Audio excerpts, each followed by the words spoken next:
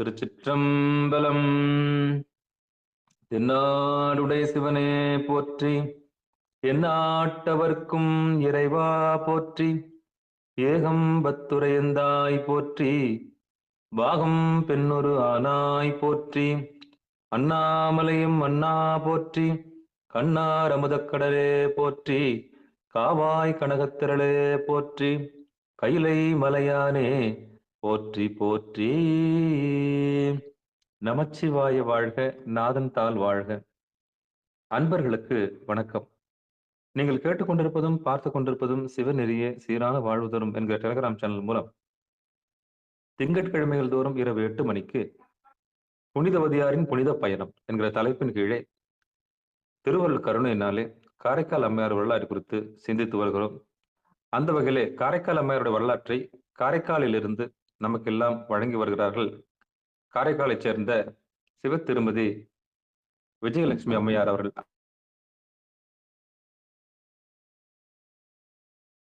மொழி மெய்களாலே வணங்கி வருக வருக என்று வரவேற்று நிகழ்ச்சிக்கு வந்துள்ள அத்துணை உள்ளங்களையும் மனமார்ந்த வருக வருக என்று வரவேற்று நிகழ்ச்சிக்குள் வருக வருக என்று வருகிட்டு நிகழ்ச்சிக்குள் இனிதே நுழைவும். நற்றுணையாவது நமச்சிவாயவே. திருச்சிற்றம்பலம், தில்லையம்பலம். நன்றிங்க. அனைவருக்கும் வணக்கம். வாங்க அம்மா, வாங்கம்மா. சிவாய நம. சிவாய நம. நான் என்று வணங்கும் நடராஜ பெருமானின் பொன்னார் திருவடிகளை போற்றி வணங்கி, ஐந்தொழில் புரிகின்ற அந்த சதாசிவமூர்த்தியை போற்றி வணங்கி, 25 முகங்களில் நமக்கு என்றும் அருள் செய்கின்ற அந்த மகா சதாசிவமூர்த்தியை போற்றி வணங்கி, புனிதவதியாரின் புனித பயணம் என்ற தொடரில் அனைத்து அடியார் பெருமக்களையும் சந்திப்பதற்கு இறைவன் அருளும் குரு அருளும் கூட்டி வைத்திருக்கிறது. அனைத்து வந்திருக்கும் அத்துணை அடியார்களுக்கும் என் வணக்கத்தையும் நன்றியையும் தெரிவித்துக் கொள்கிறேன். இந்த நல்ல நிகழ்ச்சியை நமக்கு தொடர்ந்து நல்கி வருகின்ற சிகாராம் டெலி சேனலுக்கும் மற்றும் அதன் ஒருங்கிணைப்பாளர் நடராஜர் ஐயாவுக்கும் என் நன்றியையும் வணக்கத்தையும் தெரிவித்துக் கொள்கிறேன். திருச்சிற்றம்பலம்.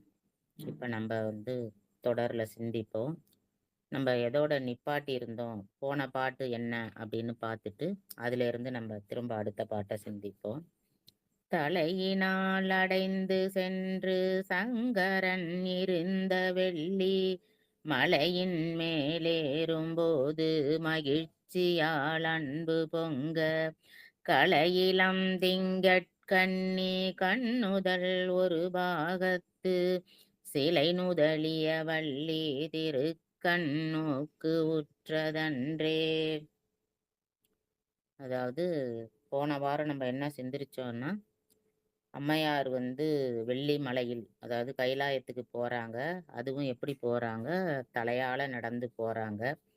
அப்படி தலையால நடந்து போகும்போது அதை ஃபர்ஸ்ட் சுவாமி பார்க்கலையாம், இமயவள்ளி அப்படின்னு சொல்றாங்க. அதாவது அம்பாள் தான் என்ன பண்ணாலாம், ஃபர்ஸ்ட் அவங்கள பார்த்தா அப்படிங்கிறதோட நிப்பாட்டி இருந்தோம். ஏன்னா அருளுக்கு அடுத்ததுதான் நமக்கு வீடு பேரு கிடைக்கும். அதாவது இறைவனோட அருள் அப்படின்னா, இறைவன் அருள் அம்மையால தான் நமக்கு. அம்மை அப்படிங்கிறதே அருள் வடிவம் தான். இங்க சிவன் வேற அருள் வேற இல்லை. நம்ம நம்ம பொதுவா என்ன சொல்றோம் அப்படின்னாக்கா, அம்பாள் சிவன் அப்படின்னு நம்ம சொல்றோம்.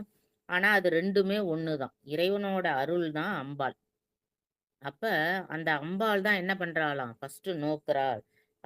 அப்ப அவ பாக்குறா அப்படின்னாலே என்னது, அப்ப அவளோட அருள் தான் ஃபர்ஸ்ட் அவருக்கு கிடைச்சிருக்கு, அந்த அம்மைக்கு கிடைச்சிருக்கு. அப்ப பார்த்துட்டு அவங்க திரு நோக்குற்றதே. ஏன்னா அந்த இமயவள்ளி அவ பார்த்த உடனே அவங்கதான் பார்த்தாங்க அப்படிங்கிறத நமக்கு பதிய வைக்கிறாங்க. இப்ப அடுத்த பாட்டை சிந்திப்போம். அம்பிகை திரு உள்ளத்தினால் அதிசயத்தருளி தாழ்ந்து தம்பெருமானை நோக்கி தலையினால் நடந்திங்கேறும் எம்பெருமானோர் எட்பினாக்க என்னே என்ன நம்பெருமாட்டி கங்கு நாயகனார் அருளி செய்வான். இந்த தலையிலால நடந்து வரும் இந்த உருவம் என்ன அப்படின்னு அதிசயத்து கேக்குறாங்க. கேட்டோன்னா அது என்ன அப்படிங்கிறத அருளி செய்வார். யார் செய்வார்? எம்பெருமான் செய்வான் அப்படின்னு சொல்லி முடிக்கிறாங்க இந்த பாட்டுல. அதோட விளக்கத்தை பார்ப்போம். அதிசய தருளி அப்படின்னு சொல்றாங்க. அதாவது அம்பிகை வந்து என்ன பண்ணாலாம், அந்த திருவுள்ளத்தை பார்த்துட்டு அதிசயித்து போறாளாம். ஏன்னா ஒரு உருவம் இப்ப கைலைக்கு வந்து வருது அப்படின்னா ஆன்மா மட்டும்தான் போகும். யாருமே வந்து உருவமாக போனது கிடையாது, சுந்தரமூர்த்திய தவிர. அப்ப இங்க வர்றது எல்லாம் எப்படி வரும்? ஆன்மாவா வரும். இது அட்லீஸ்ட் சுந்தரமூர்த்தி மாரி உருவமா வந்தா கூட பரவால்ல. இப்ப இந்த உருவம் எப்படி இருக்குது அப்படின்னா, எலும்புடம்பாக எற்புடம்பு அப்படிங்கிறாங்க. எற்பின் யாக்கை அப்படின்னு சொல்றாங்க. அப்ப எலும்பால ஒரு உருவம் வருது அப்படின்னா, அதுவும் தலைகீழ நடந்து வருதுன்னா, தலையிலா நடந்துங்கேறும் அப்படின்னு. அத பார்த்த உடனே எல்லாருக்குமே ஒரு ஆச்சரியம் வரதான் செய்யும். அதுபோல தான் அம்மைங்கிறாங்க. இந்த உருவம் என்னது அப்படின்னு. திருக்கண் கண் குற்ற அப்படின்னு உற்றதன்றேன்னு போன பாட்டுல சொன்னோம். ஏன்னா பார்த்தது யாரு அப்படின்னா அருள். இங்க அம்மைய தான் வந்து என்ன சொல்றாங்க, அருள். அவங்க பார்த்துட்டு இப்ப திருவாசகத்துல நம்ம பார்க்கிறோம். அதிசயம் கண்டாமே அப்படின்னு சொல்லி நம்ம பாடல்ல ஒவ்வொரு பாடல்லயும் அந்த முடியும்போது இருக்கும். அந்த மாரி ஒரு அதிசயத்த கண்டதுனால, இது என்ன இது அப்படின்னு. தாழ்ந்து அப்படின்னா, தாழ்தல்னா விரும்புதல். அதாவது இறைவனை பணிந்து தாழ்ந்து விரும்பி கேட்கிறதாம். எம்பெருமான் எற்பின் யாக்கை என்ன, ஓர் எற்பின் யாக்கை அப்படின்னு. அதாவது எற்பின் யாக்கைன்னா இங்க எலும்புருவம் அப்படின்னு சொல்றாங்க. ஓர்னா தனித்தன்மை உடைய அப்படிங்கிறாங்க. இங்க வந்து ஓர் எற்பின் யாக்கை அப்படின்னு. சாதாரணமா எற்பின் ஒரு எலும்பு உருவம் அப்படின்னு சொல்லும் போதே ஓர் எலும்பு அப்படின்னு சொல்றாங்க. அது என்ன அப்படின்னா, இதுவரைக்கும் யாரும் பார்க்காத ஒரு உருவம். அது தனித்து இருக்குது அதுல. அதாவது என்புடம்பே பேய் உடம்பு என்ற அந்த பேய் உடம்ப தான் என்ன சொல்றாங்க, இனிய அப்படின்னு. ஓர்தல்னா நினைத்தல் அப்படின்னு சொல்றாங்க. அப்ப ஒரு இனிமையான வடிவம் இந்த பேய் வடிவம். இது வந்து என்ன செய்யுது, வருதுன்னு. அன்பு எண்ணே, அதாவது அன்போட வருது அப்படின்னு அம்மையார் சொல்றாங்களாம். அந்த வரும்போதே அந்த என்புடம்போட, ஏன்னா சாதாரணமா நடந்து வரல. எப்படி வர்றாங்க அவங்க? தலைகீழ நடந்து வராங்க. தலைகீழ நடந்து வராங்கன்னா, தலையால நடந்து வராங்க அப்படின்னு சொல்லுவோம். ஆக்சுவலா பார்த்தீங்கன்னா, கை 2யும் ஊனி அ கால் மேல இருக்கும். அதுதான் வந்து தலையால நடந்து வர்றது அப்படின்னு சொல்றது. அப்ப அந்த மாரி ஒரு அன்பு உருவம், இந்த இவ்ளோ ஒரு அன்பா ஒரு உருவம் வருதே, அது என்ன அப்படின்னு கேட்கும்போது, அன்பு எண்ணே அப்படிங்கிறாங்க. அதாவது அ வடிவு எப்படிப்பட்டது? எலும்பு யாக்கையாகிய ஒரு பேய் வடிவம். ஆனா, இது எப்படி ஏறி வருது? தலையால ஏறி வருது. அப்ப இது ஒரு அதிசய செயல் அப்படின்னு சொல்றாங்க. இதோட அன்பு திறம் தான் என்ன? எப்படி எவ்வளோ ஒரு அன்போட இந்த உருவம் வருது? அது யாரு? என்னன்னுலாம் அவங்களுக்கு தெரியல. இருந்தாலும் அவங்க என்ன நெனைக்கிறாங்க? இது என்ன இப்படிப்பட்ட ஒரு அன்பு உருவம் அப்படின்னு.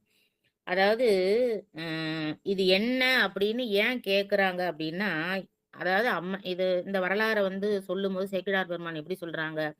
அம்மை வந்து கேட்குறாங்க. அதுக்கு வந்து சுவாமி வந்து பதில் சொல்ற மாரி வச்சிருக்கிறாங்க. ஏன் அப்படின்னு கேட்டீங்கன்னா, அ அம்மையாரோட பெருமைய இறைவன் வாக்கால சொல்லணுமாம். இறைவன் திருவாக்கின் மூலம் உலகறிந்து அம்மையாரின் பெருமையை போற்றி உய்யச் செய்யணும் அப்படின்னு சொல்லி, அவங்க என்ன பண்றாங்களாம், அம்மையார வந்து கேட்கிற மாரி சொல்லி, அதுக்கு அடுத்தது யார் சொல்றா? சுவாமி சொல்றார். அம்மையார் வந்து கேட்கறாங்க, "இது என்ன?" அப்படின்னு. அப்ப அம்மையாரோட பெருமைய சுவாமி சொல்லணும் அப்படின்னு. அப்ப வந்து உலகுக்கு அது வந்து என்ன ஆகும்? எல்லாருமே போற்றி வணங்குறதுக்கு ஒரு தன்மை ஏற்படும் அப்படிங்கிறதுக்காக தான் வந்து இத சொல்றாங்க அப்படின்னு சொல்லி விளக்க உரையில நமக்கு சொல்றாங்க. அதே மாரி இறைவர் அருள அப்படின்னு. அதாவது ஆகம திறனெல்லாம் தெரியக் கேட்டு இறைவரை தாம் பூஜை செய்து உலகுய்ய வைத்த திருக்காம கோட்டத்தில் உறவும் புரியும் உமையம்மையாரது கருணை போலவே இதனையும் கண்டுகொள்க அப்படின்னு. திருக்காம கோட்டம் அப்படின்னு சொல்றோம் பார்த்தீங்களா? காஞ்சிபுரம். அப்ப அங்க வந்து உமையம்மையார் வந்து பார்த்தீங்கன்னாக்கா, அறங்கள் செஞ்சாங்க அப்படின்னு சொல்லிட்டு அவங்களோட வரலாறுல நம்ம படிப்போம். காஞ்சிபுரம் அந்த இதுல. அப்ப அந்த அறங்கள் செய்யறதுக்கு யார கேட்டாங்க அப்படின்னா, எப்படி பூஜை செய்யணும் அப்படின்னு உலகுக்கு எடுத்து சொல்றதுக்கு சுவாமி கிட்ட கேட்டாங்களாம். ஆகம திறனெல்லாம் தெரிய கேட்டு, அதாவது ஆகமத்துல உள்ளது எப்படி பூஜை பண்ணணும், என்ன செய்யணும் அப்படிங்கிறத எல்லாத்தையும் இறைவர்ட்ட கேட்டு, அந்த பூஜைய வந்து என்ன பண்றாங்க, இங்க வந்து செய்யறாங்க. எங்க காஞ்சிபுரத்துல உமையம்மை செய்யறத. அதுபோல தான் செம்மை அப்படின்னு. அதாவது என்னன்னா, அது போல வந்து செய்வதற்கு அந்த மாரி எல்லாம் சுவாமிட்ட கேட்டு அம்பாள் செய்றாங்க. அம்பாள் யாருக்காக செய்றாங்க? நமக்காக செய்றாங்க. உலகத்து உயிர்கள் எல்லாம் எப்படி இறைவனை வணங்கணும் அப்படிங்கிறதுக்காக செய்றாங்க. அதுபோல தான் இங்கேயும் பார்த்தீங்கன்னா, அம்பாள் வந்து கேட்கிறா, "இது என்ன உருவம்? என்னே அன்பு. இது என்ன அன்பு உருவம்? இது என்ன எட்பின் யாக்கையாக வருகிறதே?" அப்படின்னு கேட்ட உடனே, அப்ப அவ சுவாமி சொல்ற மாரி. அப்ப அந்த அருள வந்து உலகுக்கு யார் சொல்றா? சுவாமி சொல்ற மாரி, இறைவன் சொல்ற மாரி. அம்மையே அப்படிங்கிற ஒரு செம்மை மொழியால உலகமெல்லாம் உய்ய அருளிச் செய்தார் அப்படின்னு. அவர் சொன்ன ஒரே வார்த்தை என்னது? அம்மையே. அம்மையேன்னு சொன்ன அந்த அடுத்த பாட்டுல வருது. அம்மையே அப்படின்னு அவர் சொன்னதுனால, இந்த உலகம் எல்லாத்துக்கும் என்னது? அதை அருளிச் செய்தார். நம் பெருமாட்டிக்கு அங்கு நாயகன் அருளிச் செய்வார். ஏன் அப்படின்னா, இமயவல்லியார் அதாவது இமயத்துல உள்ள உமையம்மை கேட்டதும், இறைவன் அருளிச் செய்ததுனால, உயிர்களாகிய நம் நம் பொருட்டே அதாவது நமக்காக தான் என்ன செய்றாங்க? நம் பெருமாட்டிக்கு அப்படின்னு சொன்னார். அதனால உலகம் உய்யணும் அப்படிங்கிறதுக்காக இறைவன் என்ன பண்றாரு? உமையம்மை கேட்க அதுக்கு பதில் சொல்றார் அப்படின்னு சொன்னார். நாயகன் உலகுடையாளுபவள் அப்படின்னாக்கா இங்க வந்து அம்பாள சொல்றாங்க. நாயகன் அப்படின்னா நடத்துபவன் அப்படின்னு. அதாவது இந்த உலகத்தை நடத்துற தலைவன் யாரு அப்படின்னாக்கா அங்கு இறைவன் தான். அதனால ஆங்கு நடத்துபவன் அப்படிங்கிற ஒரு பொருள்ல தான் என்ன செய்றாங்க? இத அருளிச் செய்வானாகி உய்யவே அருளிச் செய்தார் அப்படின்னு சொல்லி என்ன செய்றாங்க? இந்த பாட்ட வந்து முடிக்கிறாங்க.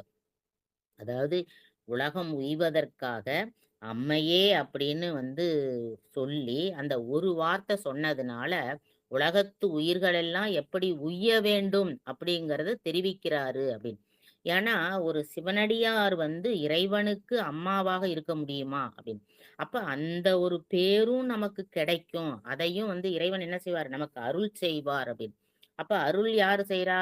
உமையம்மை மூலமாக நமக்கு எம்பெருமான் அருள் செய்வார் அப்படின்னு காட்டுறதுக்காக தான் முதல்லே அம்பாள் வந்து பார்க்கிறா. பார்த்துட்டு கேட்ட பிறகு அதுக்கு என்ன விளக்கம் அப்படிங்கறத சுவாமி சொல்றாரு அப்படின்னு அப்படின்னு இந்த பாட்டுல வந்து நமக்கு அழகா புரிய வைக்கிறாங்க. அடுத்த பாட்டு பாருங்க. வருமிவள் நம்மை பேணும் நம்மை காணுமையே மற்றி பெருமை சேர்வடிவும் வேண்டி பெற்றனள் என்று பின்னை அருகு வந்தனைய நோக்கி அம்மையே என்னும் செம்மை ஒரு மொழி உலகமெல்லாம் உய்யவே அருளிச் செய்தார். இப்ப வந்து அம்பாள் கேக்குறாங்க, உமையம்மை கேக்குறாங்க, இமயவல்லியார் கேக்குறாங்க. கேட்ட உடனே வந்து நம்மை பேணும் அம்மைகான் உமையே அப்படின்னு சொல்லி அதுக்கு பதில் சொல்றாங்க. சுவாமி வந்து பதில் சொல்றாரு. அப்ப அம்மையே அப்படின்னு உலகமெல்லாம் உய்யவே அருளிச் செய்தார் அப்படின்னு சொல்லி இந்த பாட்டுல நமக்கு தெரிவிக்கிறாங்க. இதோட இப்ப விளக்கத்தை பார்ப்போம். அதாவது வெளிப்படை ஆ நம்மை பேணும் அம்மைகான். பேணும் அம்மை அப்படின்னாக்கா, பேணுதல் அப்படின்னா ஊட்டி காத்தல் அப்படின்னு. இப்ப நம்ம ஒரு சொற்றொடரா சொல்லும்போது கூட என்ன சொல்லுவோம்? நாளொரு மேனியும் பொழுதொரு வண்ணமுமாக வளர்ந்தாள் அப்படின்னு. வளர்ந்தாள்னா என்ன? வளர்த்தார்கள். நாளொரு மேனியும் பொழுதொரு வண்ணமுமாக அந்த குழந்தைய வளர்த்தார்கள் அப்படின்னு. அப்ப ஊட்டி வளர்த்தல் அப்படின்னு. அதாவது அன்பு மிகுதியால ஒரு குழந்தைய எப்படி வந்து அன்போட வந்து வளர்த்தார்கள் அப்படிங்கிறதுனா, அதான் பேணுதல் அப்படின்னு. அப்ப அந்த அன்பு 2மே அத பாராட்டுறதும் ஒண்ணு, போற்றுதலும் ஒண்ணு. 2மே சொல்றது தான் பேணுதல் அப்படின்னு 2 பொருள்பட என்ன பண்றாங்க? இந்த வார்த்தைய சொல்றாங்க. பேணும் அம்மை அப்படிங்கிறது ஊட்டும் தாய் அப்படின்னு. இப்ப இங்க வந்து பாத்தீங்கன்னா, தாயுமிழி தந்தையிலி தானென்றறியன் அப்படின்னு சொல்றாங்க. சுவாமிய சொல்லும்போது என்ன சொல்றாங்க? அவருக்கு தாயும் கிடையாது, தந்தையும் கிடையாதுன்னு. "அன்னையிலா உனக்கு இவளோர் அன்னையாய் வந்தாளோ" அப்படின்னு திருவிளையாடற் புராணத்துல ஒரு ஒரு வரி வருது. அந்த மாரி அம்மா அதாவது இறைவனுக்கு வந்து யார் கிடையாது? அம்மாவும் கிடையாது, அப்பாவும் கிடையாது. அப்படி இருக்கும்போது, "நம்மை பேணும் அம்மைகான்" அப்படின்னு தானே சொன்னாங்க. அப்ப அம்மை இல்லாத இவருக்கு அம்மை போல பாராட்டி காத்தனர் அப்படின்னு. அப்ப பேணும் அம்மை அதுபோல வந்து பாராட்டணும் அப்படிங்குது. தொண்டவரித் தொழுது அப்படின்னு. ஏன் அப்படின்னா, எதுக்காக அப்படி சொன்னாங்கன்னா, சுவாமி வந்து பார்த்தீங்கன்னா, சுவாமிக்கு வந்து 63 அடியார்கள்ல, சாப்பாடு அப்படின்னு சுவாமிக்கு குடுத்தது வந்து காரைக்கால் அம்மையார் தான். ஏன்னா, அன்போட குடுத்தாங்களாம். எப்படி குடுத்தாங்களாம்? தொண்டவரி தொழுது. அதாவது பேரன்போடு அவரை வணங்கி, அவங்களுக்கு வந்து அருள் செய்தாங்க. அததான் வந்து இப்ப நம்ம வந்து மாங்கனி திருவிழாவுல என்ன செய்றோம்? ஆ வந்து அடியாருக்கு அன்னமிடுதல் அப்படின்னு சொல்லி ரொம்ப சிறப்பா அத செய்வாங்க. ஏன்னா, அந்த அன்னம் சுவாமிக்கு வந்து அந்த பழம் தான் அவங்க குடுத்தாங்க அப்படிங்கிறது ஒரு பக்கம் இருந்தாலும், அவங்க வந்து என்ன பண்ணாங்க, சுவாமிக்கு வந்து கரியமுது இல்லாததுனால, அன்னம் மட்டும் வச்சு அந்த பழத்த வச்சாங்க அப்படின்னு சொல்லி தான் நமக்கு கதை வருது. அப்ப அதாவது அந்த அன்னம் குடுக்குற விழாவ தான் அங்க வந்து என்ன செய்றாங்க, அவ்ளோ சிறப்பா கொண்டாடுறாங்க. இப்பயும் வந்து பாத்தீங்கன்னா, அங்க அன்னம் வந்து பாத்தீங்கன்னா, மொத நாளு காலையில ஆரம்பிக்கிற அன்னதானம், மறுநாளு சுவாமி திரும்ப வந்து, அதாவது முதல்ல ஆரம்பிக்கிற அன்னதானம், சுவாமி வீதி வலமெல்லாம் வந்து மாட வீதியெல்லாம் சுத்திட்டு வந்து, திரும்பியும் அன்னதானம் குடுத்து, விடிய விடிய விடிய விடிய விடிய அடியார்களுக்கு அன்னதானம் நடந்து கொண்டே இருக்கும். கிட்டத்தட்ட விடிய காலைல பார்த்தீங்கன்னா, ஒரு 8 மணி வரைக்கும் எத்தன அடியார்கள் வந்தாலும் ஏன்னா, எல்லா அடியார்களும் அங்க வந்து சாப்பிடுறதுக்கு ஆசைப்படுவாங்க. ஏன்னா, இது வந்து இறைவனே வந்து இங்க சாப்பாடு சாப்பிடுறதுனால, அவரு கூட உட்கார்ந்து சாப்பிடுற ஒரு அருள் அப்படிங்கிறதுனால, எல்லா அடியார்களும் வந்திருக்க அத்தன அடியாரும் என்ன பண்ணுவாங்க, அங்க வந்து சாப்பிட்டுட்டு தான் போவாங்க. அததான் சொல்லுவாங்க. அதாவது மாங்கனி திருவிழாவுக்கு வந்து சாப்பிடாம யாரும் போகக்கூடாது அப்படிங்கிற மாரி சொல்லுவாங்க அங்க. அதனால விடியிற வரைக்கும் என்ன ஆகும்? அன்னதானம் நடந்துகிட்டே இருக்கும். அதுவும் பார்த்தீங்கன்னா, இப்ப இப்ப நம்ம நினைப்போம். விடியிற வரைக்கும் அன்னதானம் நடக்கும்னா, எப்ப மத்தியானம் சமைச்சிருப்பாங்க, இல்ல நைட்டு சமைச்சிருப்பாங்க அப்படின்னு. அப்படியெல்லாம் கிடையாது. அப்படியே சுட சுட சுட சுட பார்த்தீங்கன்னா, விடியும்போதுமே கையில வாங்க முடியாத அளவுக்கு சுடும். அந்த அளவுக்கு அந்த அன்னதானம் இருக்கும். அது மாரி வர்ற அடியார்களுக்கெல்லாம் திரும்ப, திரும்ப, திரும்ப, திரும்ப சமைச்சு, சமைச்சு, சமைச்சு சுட, சுட அடியார்களுக்கு என்ன பண்ணுவாங்க? அன்னம் போடுவாங்க. இத வந்து அ அவரோட பாடல்லே சொல்றாங்க. "தொண்டவரி தொழுது" அப்படின்னு. தொழுது என்ன பண்ணாங்களாம்? அன்னம் வைத்தாங்கன்னு. "நம்பரடியார் அணைந்தால் அணைந்தால் அல்ல திருவமுது அளித்தும், வேண்டுவ கொடுத்தும்." ஏன்னா முந்தியே வந்து காரைக்கால் அம்மையார சொல்லும்போது, நம்பரடியார் அதாவது இறைவனோட அடியார்கள் யாராவது வந்தாக்கா, நல்ல அமுது அளித்தும், அவர்களுக்கு நல்ல சாப்பாடு கொடுத்தும், வேண்டுவ கொடுத்தும். சாப்பாடு மட்டும் இல்லாம வேற பொருள் ஏதாவது தேவைப்பட்டா கூட அதையும் கொடுத்தும். அந்த மாரி தான் அவங்க வந்து என்ன பண்ணாங்க, தன் வாழ்நாள்ல வாழ்ந்தாங்க. "நாதனன் அடியாரை பசி தீர்ப்பேன்" அப்படின்னு இவங்க இவங்க வாழ்நாள் ஃபுல்லா என்ன பண்ணியிருக்காங்க, அந்த வளர்த்தல் அப்படிங்கிறது. ஒரு அம்மா என்ன செய்வாங்களோ, அது போல தான் என்ன செஞ்சிருக்காங்க, அடியாருக்கு செஞ்சிருக்காங்க அப்படின்னு. சரி அடியாருக்கு தானே செஞ்சாங்க அப்படின்னா, திருமூலர் பாட்டுல பாருங்க. "நடமாடும் கோயில் நம்பனார் கொன்றியில், படமாடும் கோயில் பரமர்க்காகுமே" அப்படின்னு. அதாவது நடமாடும் கோயில்னா என்னது? அ மனிதர்கள், இல்ல விலங்குகள், உயிர்கள். இந்த உயிர்களுக்கெல்லாம் குடுக்கறது எங்க போய் வந்து சேருமா? அது வந்து இறைவனுக்கு போய் சேரும். அப்ப நாதனோட அடியார்களுக்கு குடுத்தாக்கா, அந்த இடத்துல யாரு வந்து சாப்பிடுறா? அடியார் சாப்பிடுறது இல்ல. அது இறைவனே சாப்பிடுற மாரி.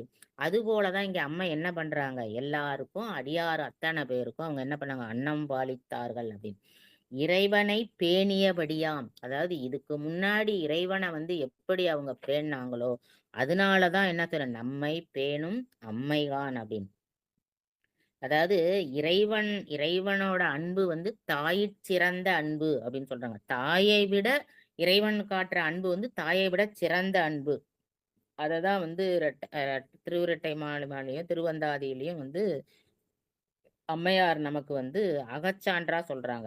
ஏன்னா, இறைவன் வந்து அப்படிப்பட்டவர் அப்படிங்கிறத. அதே மாரி இன்னொன்னு என்னன்னா, அ "உரைக்கப்படுவது ஒன்றுண்டு கேட்கில் செவ்வாறன்றோடாமே இரைக்கின்ற பாம்பை என்று தொடேல்" அப்படின்னு திருவுருட்டை மாலையில ஒரு செய்தி சொல்றாங்க. "அரவாம் ஒன்றாகத்து நீ நயந்து பூணேல் பரவி தொழுதெழுந்தேன் பன்னான் முரணழிய ஒண்ணாதோர் முயலும் ஓர் அன்பார் எய்தானே" அப்படின்னு. "பொன்னார மற்றொன்று பூண்." அதாவது இவங்களோட பாடல்கள்லயே இறைவனுடைய அந்த அந்த அன்பு எப்படி வெளிப்படுது அப்படிங்கிறத ஒரு ஒரு பாடல்களையும் அதாவது திருவந்தாதியிலயா இருக்கட்டும், இல்ல வந்து திருவுரட்டை மாலையிலயா இருக்கட்டும், ஒவ்வொரு இதுலயும் வந்து திருவந்தாதி பாடல்கள்லயும் இறைவனுடைய அந்த பெருமையை வந்து எடுத்து எடுத்து சொல்றாங்க அப்படின்னு சொல்றாங்க. அது மாரி இன்னொன்னு பாருங்க. பூக்கோள மேனி பொடிபூசி அணிந்துன்னு பேய்க்கோலங் கண்ட பிறர் திங்களது சூடி சில் பளிக்கென்றோடு திரியேல் அப்படின்னு. அதாவது இவரோட இவரோட கோலத்த பார்க்கும்போது சொல்லறதும் கூட பார்த்தீங்கன்னா, பொடி பூசி அணிந்த நம்ம ஃபர்ஸ்ட் பாட்டுலயே அ தேவாரத்திலே ஃபர்ஸ்ட் பாட்டு நம்ம சொல்றோம். "தோடுடைய செவியன்" அப்படின்னு சொல்லி ஆரம்பிக்கும்போதே, அதுல "பொடி பூசியன்" அப்படின்னு சொல்லி பார்க்கிறோம். அந்த மாரி அவரோட பெருமைய சொல்றது மட்டுமே, "குழலார் சிறுபுறத்து கோல்வளைய பாகத் தொழிலாக வைத்தேன் வேண்டா, கழலார்ப்ப பேரறியுடைய பெருமாட் காட்டிற் பேயோடு" அப்படின்னு. அப்ப இறைவனோட தான் நான் இருக்கிறேன். அந்த பெருங்காட்டில் பேயோடு அப்படின்னு அதுல இருந்தபோதும் இறைவன் என்ன பண்றாரு? கழலார்ப்ப அப்படின்னு. அதாவது கழலோட வந்திருக்கிறாருன்னு. மாறெழ்வாய் நீ ஆடும் ஆங்கு. அந்த மாரி நீ ஆடுகின்ற அந்த இடம்னு. விண்ணோர் பணிந்து பசும்பொன் மணிமகுடத் தேய்ப்ப முசித்தெங்கு மெய்ந்தாய் தழும்பேறியே பாவம் பொல்லாவா மந்தாரை போலடி அப்படின்னு இந்த மாரி பாடல்கள் எல்லாத்துலயும் பாத்தீங்கன்னா, விண்ணோர் பணிந்தேத்தும், அதாவது இறைவன் எப்படிப்பட்டவரு? விண்ணோர்கள் வணங்குகின்ற ஒரு இறைவன். அப்படிப்பட்டவரு. ஒரு பாட்டல் நம்ம பாடல் பார்க்கும்போது இந்த இதுதான் வந்து திருவந்தாதியில உள்ள பாடல்கள வந்து இங்க எடுத்து நமக்கு மேற்கோளா காட்டுறாங்க. ஏன்னா, இறைவனை எப்படி அவங்க பாடுனாங்க, எப்படி அவங்க பேணுனாங்க அப்படிங்கிறத வந்து நமக்கு சிறப்பா காட்டுறதுக்காக. நம்ம பாடலோட விளக்கம் பார்க்கும்போது, அத தெளிவா விளக்கமா அத பார்ப்போம். அந்த மாரி சொல்லிட்டேன். அடுத்தது நம்மை பேணும் அம்மை காண். காண் அப்படின்னாக்கா, இந்த இடத்துல வந்து அம்மை காண் அப்படின்னு எதுக்கு சொன்னாங்க அப்படின்னாக்கா, "நீ பாரு" அப்படின்னு. அதாவது கண்டுகொள் அப்படின்னு. இந்த இடத்துல வந்து சொல்லும்போது, அ இத அது யாரு அப்படின்னு அவங்க கேட்குறாங்க. "நம்மை பேணும் அம்மை பார்" அப்படின்னு சொன்னா, "நீ பாரு" அப்படின்னு. அதாவது உறுதியா சொல்றாங்களாம். அந்த உறுதிய தான் வந்து அம்மையே அப்படின்னு. ஏன்னா, இது வந்து இறைவனோட வாக்கால நமக்கு அம்மை அப்படின்னு. இவங்க நமக்கு அம்மா அப்படின்னு அம்மான்னு சொல்லி அறிமுகப்படுத்துறாங்க. இது நம்மை பேணும் அம்மா அப்படிங்கிறது. அதுக்கு சொன்னா, "அம்மையே என்று அருள் செய்ய" அந்த அவரோட அருள் வாக்குனால, அந்த திருவாக்குனால சொன்னதுனால, அந்த நயமும் வந்து நம்ம என்ன செய்யணும்? அத வந்து பார்க்கணும். அதாவது முன்னாடி வந்து தலையால நடந்து அப்படின்னு. முன்னாடி சொல்லும்போது தலையால் நடந்து வந்த அப்படின்னு அவங்களோட பெருமைய சொல்றாங்க. அ தலையால் நடந்து வந்தது என்னது? ஒரு பேய் உருவம். அப்ப தலையால் நடந்து வரும் உருவம் அப்படின்னு வந்து உருவத்த சொல்றாங்க.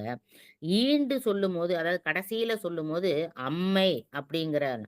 அப்ப இதுல வந்து பாத்தீங்கன்னா, 3 தடவ வந்து இந்த பாடல்ல வந்து அம்மை, அம்மை, அம்மை அப்படின்னு 3 தடவ சொல்றாங்க.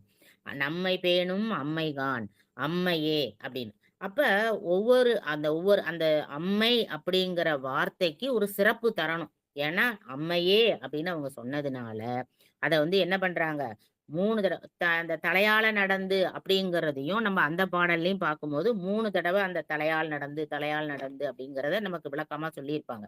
அதே போல தான் இங்கேயும் வந்து அம்மையே அப்படிங்கிற வார்த்தை வந்து 3 தடவ அந்த பாடலுக்குள்ள வருது. "நம்மை பேணும் அம்மைகாண், வேண்டி பெற்ற அம்மைகாண்" அப்படிங்கிற மாரி. அப்ப அம்மை அம்மைன்னு 3 தடவ. அப்ப 2 இது 2யும் வந்து என்ன சொல்றாங்க? சிறப்போடு. ஏன்னா அந்த அம்மைக்கு சிறப்பு தரணும். அதாவது புனிதவதி அம்மையாருக்கு அம்மையே அப்படிங்கிற ஒரு சிறப்ப தரணும் அப்படிங்கிறதுக்காக, "வேணியினார் அம்மை என மதுரமொழி கொடுத்தருளப் பெற்றார்" அப்படின்னு. அவருக்கு குடுத்த அந்த திறத்தை வந்து மக்கள் உணரணும் அப்படிங்கிறதுனால தான், வேணியினார் அதாவது இறைவன் கொடுத்த வந்து அம்மைங்கிற மதுர மொழி அப்படின்னு. அதாவது என்னன்னா, அந்த மதுர மொழிங்கிறத சிறப்ப சொல்லும்போது, "கீதமுன் பாடும் அம்மை கிளரொரி மலர்த்தாள் போற்றி" அப்படின்னு வந்து புராணத்துல நிறைவுல சொல்றாங்க. அப்ப கீதமுன் பாடும் அதாவது இறைவனுக்கு முன்னாடி பாடுகின்ற அந்த அம்மையோட மலர்த்தாள் போற்றி அப்படின்னு. அப்ப அம்மை அப்படிங்கிறது. அது மாரி இன்னொரு சிறப்பு என்னன்னா, மிகப்பெரிய சிறப்பு அப்படின்னா, இந்த புராணத்துக்கு வந்து பாத்தீங்கன்னா, காரைக்கால் அம்மையார் புராணம் அப்படின்னு நம்ம சொல்றோம். இப்ப வந்து பேரு வந்து அவங்களுக்கு புனிதவதி. புனிதவதியார் இப்ப மத்த இதெல்லாம் பார்த்தீங்கன்னாக்கா, இயற்பகை நாயனார், அ இல்ல சிறுதொண்ட நாயனார் அப்படின்னு ஆனா இங்க வந்து பார்த்தீங்கன்னா, காரைக்கால்ங்கிறது ஊர குறிக்குது. ஆனா வந்து அவங்க பேர் ஏதாவது சொல்லியிருக்காங்களா? இல்ல. அப்ப என்னது? காரைக்கால் அம்மையார் அப்படின்னு இந்த புராணத்துக்கே என்ன செய்றாங்க? அதுக்கு பேருமே வந்து காரைக்கால் அம்மையார் புராணம் அப்படின்னு தான் சொல்றாங்க. அப்ப அங்க அம்மை அப்படிங்கிற வார்த்தை தான் வந்து இறைவன் வந்து அது உலகுக்கே உணர்த்தணும் அம்மையார் அப்படின்னு சொல்றது. அப்புறம் இன்னொன்னு வந்து பார்த்தீங்கன்னா, அப்படின்னு சொல்லி நமக்கு சொல்றாங்க. சொல்லும்போதே என்ன சொன்ன உமையே அப்படின்னு சொல்லி இடையில ஒரு வார்த்தை வருது. என்னன்னா, நம்மை பேணும் அம்மைகாண் உமையே அப்படின்னு அழைக்கிறார். இப்ப இது யாரு வர்றது அப்படின்னு, இதுதான் நம்ம அம்மா அப்படின்னு சொல்லி விட்டுருக்கலாம்.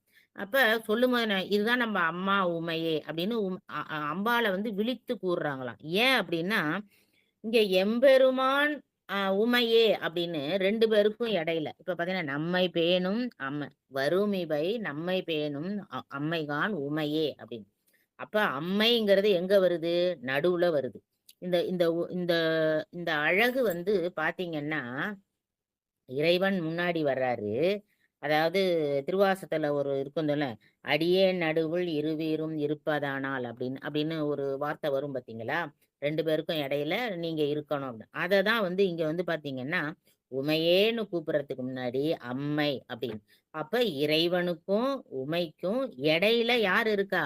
அம்மையார் இருக்காங்க அப்படின்னு. அதனால தான் உமையே அப்படின்னு இடையில ஒரு வார்த்தைய கூறுனார் அப்படின்னு சொல்லி அழகா வந்து என்னது இந்த விளக்கத்துல சொல்றாங்க. ஏன்னா சேக்கிழார் பெருமான் வந்து அ அம்மையார வந்து எங்க வச்சிருக்காங்களாம்? இறைவனுக்கும், உமைக்கும் இடையில அ புனிதவதியார், அதாவது காரைக்கால் அம்மையார இருத்தியிருக்காங்களாம். "அடியேன் கீழ் இருக்கன்னு" கேட்டாங்க பார்த்தீங்களா? அப்ப அந்த மாரி இடையில அவங்க வந்து என்னது 2 பேருக்கும் இடையில நடுவுல இருக்கிறதுனால, "பளிங்கிற் பவளம் பதித்தான் பதியே" அப்படின்னு சொல்றாங்க. அதாவது அம்மையாரது பெருமையினை நடுவுள் சிவமும் சக்தியுமாக இருவோரும் பதிந்து இருப்பதாகும் நிலைக்குறிப்பு அப்படிங்கிறாங்க. அதாவது என்னன்னா, சிவமும் சக்தியும் இருக்கு. அதுக்கு இடையில வந்து என்னது அம்மை இருக்காங்க அப்படின்னா, "அடியேன் நடுவில் இருவீரும் இருப்பதானால்" அப்படின்னு திருவாசகத்துல வர்ற அந்த வாக்கியத்துக்கு பொருத்தமா, இந்த உமையே அப்படிங்கிற வடிவம் வருது அப்படின்னு சொல்றாங்க. அடுத்த லைன் பார்த்தீங்கன்னா, "மற்றும் இப்பெருமை சேர் வடிவு" அப்படின்னு. இது என்ன வடிவு? எட்பின் யாக்கை. அதாவது என்னது? எலும்பால செய்த ஒரு யாக்கை. எலும்பால செய்த ஒரு உடல். அது இந்த இத கேட்ட உடனே, "மற்று இப்பெருமை சேர் வடிவம்" அப்படின்னா, அ இது மிகச் சிறந்த வடிவம், பெருமை மிக்க ஒரு வடிவம் அப்படின்னு.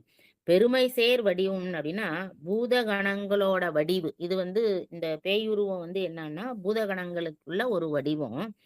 இது எப்படி வந்தது அப்படின்னா, அ அவங்களே கேட்டு வாங்குன வடிவம். அதுதான் சொல்றாங்க. "மற்று இப்பெருமை சேர் வடிவம்." இது வந்து தானா வந்ததில்ல. அது வந்து எப்படி வந்தது? அவங்களே இந்த வடிவம் வேணும் அப்படின்னு அந்த கணங்களோட வடிவம் வேணும் அப்படின்னு சொல்லி, அந்த தேடி வந்து அடையும் நிலையில் உள்ள வருவம். அந்த வடிவம் அப்படிங்கிறதுனால, இது வந்து பெருமை சேர் வடிவம். அதாவது வேண்டி பெற்றனள் அப்படின்னு சொல்றாங்க. இத வந்து என்னது அம்மையே வந்து என்ன பண்றாங்க? அ சுவாமிகிட்ட வேண்டி பெற்றாங்க அப்படின்னு. அப்ப இந்த வடிவம் வந்து அப்படி பெருமை சேர் வடிவம் அப்படின்னு சொல்லிட்டு, அடுத்த லைன் சொல்றாங்க. "அருகு வந்து அணைய" அப்படின்னு. பக்கத்துல வராங்களாம். அதாவது என்னன்னா, அந்த பேய் வடிவம் வந்து குலசேகரப்பட்டினத்துல வந்து கடிது வந்தது அப்படின்னு நமக்கு சொல்றாங்க. அதுபோல தான் இங்க வந்து தலையால நடந்து வரும்போது, "அம்மையே" அப்படின்னு சொன்ன உடனே, அருகு வந்து அணைய பக்கத்துல வந்துட்டாங்களாம். மலையில ஏறும்போதும் அவங்க வந்து மலையில ஏறும்போதும், அது மாரி உமையம்மை பார்க்கும்போதும், சுவாமி கேட்கும்போதும், சுவாமி பதில் சொல்லும்போதும், இதுக்கு இடையில அம்மையார் என்ன பண்ணிட்டாங்க? வந்துட்டாங்க அப்படின்னு. கீழ வந்து அவங்க வந்து தலையால நடந்து வர்றத அ அம்பாள் பார்த்தா, பார்த்துட்டு கேட்கிறா, "இது என்ன ஒரு அன்பு வடிவம்?" அப்படின்னு. கேட்கிற சமயத்திலேயே, அடுத்தது வந்து சுவாமி பதில் சொல்லிட்டு இருக்காரு. பதில் சொல்லிட்டு இருக்கும்போதே வந்து என்னது, இந்த உருவம் வந்து வந்துடுச்சு அப்படின்னா, "அருகு வந்து அணைய" அது வந்து என்னது பக்கத்துல வந்தது அப்படின்னு. அப்ப பக்கத்துல வந்த பிறகு, இது வந்து "எற்பின் யாக்கையோ" அப்படின்னு சொல்லி இவங்க என்ன பண்றாங்க, பார்த்துக்கிட்டு இருக்கும்போதே "அருகு வந்தது" அப்படின்னு சொல்றாங்க. அதாவது அ இந்த இடத்துல சொல்லும்போது பார்த்தீங்கன்னாக்கா, அ பாண்டி நாட்ல அ அந்த வணிகன் இருந்தான் பார்த்தீங்களா? அப்ப இருக்கும்போதும், அ வாய் அவனோட அவன் வந்து அவன் வந்து என்ன சொல்றான்? சொன்னேன். இது வந்து மனித வடிவம் அல்ல இவங்க. இவங்க வந்து தெய்வ வடிவம். எல்லாரும் நீங்க வணங்குங்க அப்படின்னு சொல்லும்போது, அப்ப வந்து அம்மையார சொல்லும்போது, "மன்றளம் குழலினார்" அப்படின்னு சொல்றார். அப்ப குழலினார் அப்படின்னு சொல்லும்போது, ஒரு பெண்ண குறிக்கிற, ஒரு ஆண், பெண் அப்படிங்கிற குறிக்கிற ஒரு சொல். ஆனா அதே மாரி பேய் வடிவம் ஆனார் அப்படிங்கும்போது, "ஆயினவர் இன்னார்" அப்படின்னு சொன்னாரு. அத மாரி அ "அருளிச் செய்வார்" அப்படின்னு. அப்ப ஒரு ஒரு ஃபர்ஸ்ட்டு சொல்லும்போது, அத வந்து ஆண்பால், பெண்பால் அப்படிங்கும்போது குழலினார் அப்படின்னு சொன்னாங்க. அதே இது வந்து பார்த்தீங்கன்னா, பேய் வடிவம் எடுக்கும்போதும், அத செய்வார். அதாவது பாடி, அ பாடி வந்தார் அப்படின்னு. அதாவது வழியெல்லாம் வந்தார் அப்படின்னு. அப்ப இந்த இடத்துல வந்து பார்த்தீங்கன்னாக்கா, அ அம்மை அப்படின்னு சொல்லும்போது, அப்ப மறுபடியும் என்னது? அந்த ஃபர்ஸ்ட்டு சொன்ன அதே நிலை. அந்த குழலினார் அப்படின்னு எப்படி சொன்னாங்களோ, அதே போல. ஆனா பேய் வடிவம் எடுக்கும்போது வந்தார், சென்றார் அப்படின்னு சொல்லிட்டு பாடி வந்தார் அப்படின்லாம் சொல்லிட்டு, கடைசியில என்ன சொல்றாங்க? அம்மை அப்படின்னு கடைசியில வந்து என்ன பண்றாங்க? விழிக்கிறாங்க அப்படின்னு அழகா சொல்றாரு. போற்றி நன்னும் பாடினார் அப்படின்னு. அப்ப அந்த இடத்துல எழுவாய் அப்படின்னு சொல்றாங்க. ஒரு பேர சொல்லும்போது. அப்ப அந்த பேர் வந்து முதல்ல சொல்லும்போது பேரோட ஆரம்பிக்கிறாங்க. இப்போ ஒரு ஆண் அப்படின்னா, ஒரு பெண் அப்படின்னு சொல்லுவோம். ஆனா வந்து உருவம்ன்னு வரும்போது அப்படி சொல்லாம, கடைசியில வரும்போது என்ன பண்றாங்க? அம்மை அப்படின்னு ஈண்டுல வந்து நமக்கு முடிக்கிறாங்கன்னு. அம்மையே அப்படிங்கிறது என்ன அப்படின்னு கேட்டா, செம்மை அப்படின்னு. அம்மையேங்கிறது ஒரு செம்மை, ஒரு மொழி அப்படிங்கிறாங்க. அம்மை என்பது செம்மை செய்யும் ஒரு மொழி. செம்மைன்னா செம்பொருள் அப்படின்னு சொல்றாங்க. சிவத்தன்மையை ஆக்கிக் கொடுக்கும் சிறந்த சாதனமாகிய மொழி அப்படின்னு. என்ன அப்படின்னா, "உலகமெல்லாம் உய்யவே அம்மையே என்று அழைத்தார்" அப்படின்னு. இங்க என்ன அப்படின்னா, அம்மையே அப்படின்னு சொன்னாலே போதும். உலகம் வந்து என்னது? உய்யும் அப்படின்னு. அதாவது மனம், மொழி, வாக்கால் சிந்தித்தாலே போதும். அம்மையேன்னு நம்ம வந்து நம்ம சொன்னாலே போதும். இப்ப இறைவனோட நாமத்த என்ன சொல்றோம்? மனம், மெய், மொழியால் நினைத்து வணங்கணும் அப்படின்னு நம்ம சொல்றோம் பார்த்தீங்களா? அதுபோல இங்க அம்மையேன்னு சொன்னதுனால, உலகமெல்லாம் உய்வதற்கு இந்த அம்மையேங்கிற வார்த்தைய சொன்னாலே போதும். உலகம் என்ன செய்யும்? உய்ய உய்ய வழி சொல்லும் அப்படின்னு. அப்ப அம்மையார வந்து நம்ம என்னது அம்மையே அப்படின்னு சொல்லி வணங்குனாலே போதும். நம்ப வந்து மொழியால நினைத்தாலே போதும் அப்படின்னு. இப்ப இறைவன நினைத்தாலே போதும் அந்த அருள் நமக்கு கிடைக்கும் அப்படிங்கிற மாரி, இங்க அம்மையேங்கிற அந்த வார்த்தைய சொன்னாலே அந்த அருள் நமக்கு கிடைக்கும் அப்படிங்கிறது தான் உலகமெல்லாம் உய்யவே அப்படின்னு இந்த பாட்டுல நமக்கு அழகா சொல்றாங்க. அடுத்த பாட்டு பாருங்க. அங்கணன் அம்மையே என்றருள் செய்ய அப்பாவென்று பங்கய செம்பொற்பாதம் பணிந்து வீழ்ந்தெழுந்தார் தம்மை சங்கவெண்குழையினாலொரும் தாமெதிர் நோக்கி நம்பால் இங்கு வேண்டுவதென்னென்ன விரஞ்சி நின்றி அம்புகின்றார். அங்கணன் அம்மையே அப்படின்னு சொன்ன உடனே அடுத்தது இவங்க என்ன சொல்றாங்களாம், அப்பா அப்படின்னு சொல்லி என்ன செய்றாங்களாம், பணிந்து வீழ்ந்தார். இப்ப ஒரு சாதாரணமா இப்ப ஒருத்தவங்க வந்து நம்மள வந்து ஒருத்தவங்கள வந்து நான் அம்மா அப்படின்னு சொல்லி நம்மள சொல்றாங்கன்னு வச்சுக்கோங்களேன். அப்ப அம்மான்னு சொன்னா, அவங்க வந்து என்னது நமக்கு குழந்தை ஆயிடுறாங்க. அப்ப இங்க வந்து ஆனா இங்க அம்மா என்ன சொல்றாங்க? அப்பா அப்படின்னு சொல்றாங்களாம். அதுக்கு என்ன என்ன அர்த்தம் அப்படின்னு. வேண்டுவது அப்படின்னு சொல்லி, அதுக்கு என்ன இங்கு வேண்டுவதென் அப்படின்னு. அப்படின்னு அப்பான்னு சொன்ன பிறகு, உடனே அவங்க கேட்கலாம். "உனக்கு என்ன வேண்டும்? நீ வேண்டுவது என்ன?" அப்படின்னு சொல்லி, இறைவன் வந்து என்ன செய்றாரு? கேட்கிறார் அப்படின்னு இந்த பாடல்ல நமக்கு சொல்றாங்க. விளக்கம் பார்ப்போம். அங்கணன் அப்படின்னா, இமயவல்லியோட திருநோக்கு, அதாவது அம்பாளோட திருநோக்குல, "என்பின் யாக்கை அன்பு என்னே" அப்படின்னு கேட்ட உடனே, இறைவனது திருநோக்குல வந்து "நம்மை பேணும் அம்மை" அப்படின்னு அழைக்கப்பெற்றாங்க பார்த்தீங்களா? அந்த சிறப்ப நோக்கி தான் இங்க அங்கண் அப்படின்னு சொன்னாங்க. அங்கணன் அப்படின்னு சொன்னாங்க. அந்த அருட்பாவை பட்ட உடனே அங்கணன் அதாவது அந்த மாரி அருள் நோக்கம் கிடைச்ச உடனே அந்த அம்பாளோட அருள் நோக்கம் அது எங்கேருந்து வந்தது? சுவாமிகிட்டேருந்து வந்தது. அந்த சுவாமியோட அருள் நோக்கம் கிடைச்ச உடனே அருள் செய்ய அப்படின்னு அந்த அருள் நோக்கம் கிடைச்ச உடனே, அம்மையே என்று அருள் செய்ய, அம்மையேன்னு அந்த சொன்ன உடனே, அப்பா என்றது உலகெல்லாம் தோன்றி நின்றொடுங்குவதற்கு காரணமானவன் என்ற பொருள் தந்து நின்றது. ஒடுங்கி மலத்துளாலதம் அப்படின்னு சொல்றாங்க. அதாவது ஒடுங்கி மலத்துள் உள்ளது. அததான் வந்து சிவஞான போதம் சொல்லுது. ஒடுங்கி மனத்துளதாம் உலகெல்லாம் ஈன்றவனே அப்படின்னாக்கா, நம்ம வந்து என்னது இறைவனுடைய திருவடி சேரணும்னா, எல்லா மலமும் என்ன செய்யணும்? ஒடுங்க வேண்டும் அப்படிம்பாங்க. அதாவது நமக்கு என்ன இருக்கு அப்படின்னா, ஆணவம் இருக்கிறது. அந்த ஆணவம் என்ன செய்யணும்? ஒடுங்க வேண்டும் அப்படின்னு சொல்றாங்க. ஆணவம் வந்து இந்த ஆன்மாவோடே பிறந்தது. உயிரோடே பிறந்தது தான் இந்த ஆணவம். ஆனா அது வந்து இறைவனுடைய திருவடி போன உடனே அது வந்து ஆணவம் போயிருமா அப்படின்னா போகாதாம். சித்தாந்த பாடல்கள்ல சொல்றாங்க. என்ன சொல்றாங்க அப்படின்னா, இந்த ஆணவமானது இறைவனுடைய திருவடி அதாவது உயிரோட இருக்கும்போது உயிரோட அந்த ஆணவம் இருக்கும்போது அதிகமா ஆணவம் இருக்கும். உயிர் கூட சேர்ந்து இருக்கும்போது. அதே இது இறைவனுடைய திருவடிக்கு போகும்போது அந்த ஆணவம் என்ன செய்யுமா? குறைஞ்சிருக்கும் அப்படிம்பாங்க. அப்ப அந்த ஆணவத்தினோட வெளிப்பாடு இல்லாம இருக்கும். அதுதான் சொல்லாங்க. யாவர்க்கும் தந்தையும் தாயுமானவர் அப்படின்னு திருஞான சம்பந்தர் புராணத்துல வருது. அப்ப எல்லாருக்குமே தந்தையும் தாயா இருக்கிறது யாரு? இறைவன் தான் இருக்கிறாரு. அப்ப உன்னோட படைப்புல எல்லாருமே வந்து என்னது? எல்லாருமே இறைவனுக்கு வந்து எல்லா உயிர்களும், அதாவது மனித உயிர்கள் மட்டும் கிடையாது. மாக்கள் அப்படின்னு சொல்றோம் பார்த்தீங்களா? மனித உயிர்கள் மட்டும் கிடையாது. உலகத்துல உள்ள புல், பூண்டா இருக்கிற மரம், செடி, கொடி எல்லா உயிர்களுமே திரும்ப எங்க போய் சேரப்போகுது? இறைவனுடைய திருவடிக்கு தான் சேரப்போகுது. "மீள வந்து ஒடுங்குகிறேன்" அப்படிங்கிற. அப்ப அந்த அந்த இடத்துல வந்து எங்க போய் ஒடுங்கணும்? இறைவன்ட்ட தான் ஒடுங்கணும். அதனால தான் "தந்தையும் தாயும் போல்வார்" அப்படின்னு. ஏன்னா எங்கேருந்து வர்றோமோ, அங்கே இருந்து தான் திரும்ப நம்ப போகணும் அப்படிங்கிறது தான். இதே இதுதான் பார்த்தீங்கன்னா, திருநாவுக்கரசு சுவாமிகளும், அப்பர் சுவாமிகளும், திருஞான சம்பந்தரும் சொல்லும்போது பார்த்தீங்கன்னாக்கா, 2 பேரும் வணங்குறாங்க. திருஞான சம்பந்தர் திருநாவுக்கரசர வணங்குறாரு. வணங்குன உடனே, அப்ப அந்த ஆளுடைய பிள்ளையார அவரு எடுத்துட்டு, அப்பரே அப்படின்னு சொல்லி அவரு வணங்குறாரு. ஏன்னா, இவரு வயசானவர். யாரு? திருநாவுக்கரசு சுவாமிகள் வயசானவர். திருஞான சம்பந்தர் வந்து குழந்தை. அப்ப என்னது? அப்பரே அப்படின்னா, அப்பா அப்படிங்கிறதுல.